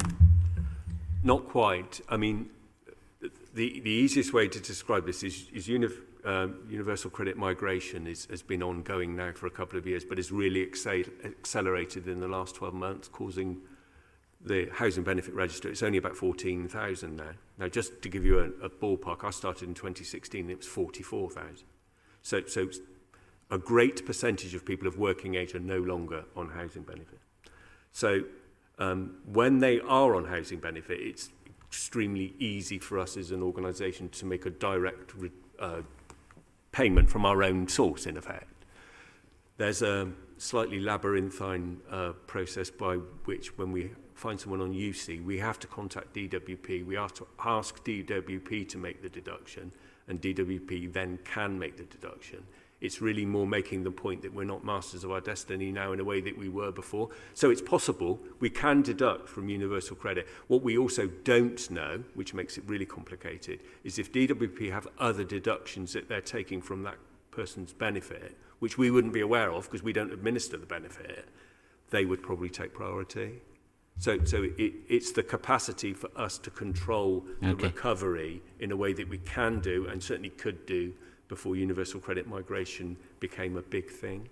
So what it seems to be saying here is that for people who are on housing benefit and not about to move to universal credit, we're recovering at a rate of £4.25 a week. But if they're about to move on to universal credit, we're whacking it up to £13.65 a week to try and reclaim before it goes over there. That may be good for us, but is that fair? Because it's not their fault they're having to move to a new system. No, that's not quite what it's saying. What it's saying, in certain circumstances, we've increased the payment because of their ability to repay with the amount of income that they've got. So probably easiest way I can is if I get a response to you which explains this and gives you some examples. Yeah, because it doesn't read like that. It just reads as if anybody who's about to go on to universal credit, we're whacking their rate up to... That's not the case, because thanks. Bottom level universal credit payments are extremely low. Any more questions or comments? Okay, in that case, can I ask, this report is for noting, so can I ask that the committee note the report? Thank you all. Thank you, Graham. Thank you, Jane. You had a supporting role today. Thank you, Paul. That's the last item on the agenda, so I will call the meeting to a close. Thank you to all councillors and to officers for asking questions and for presenting. I can't remember the date, the next Strategy and Resources Committee, because 14th of April. 14th of April, so we'll come back on the 14th of April, and by then we'll have a decision about the agenda item number 13 as well. Thank you.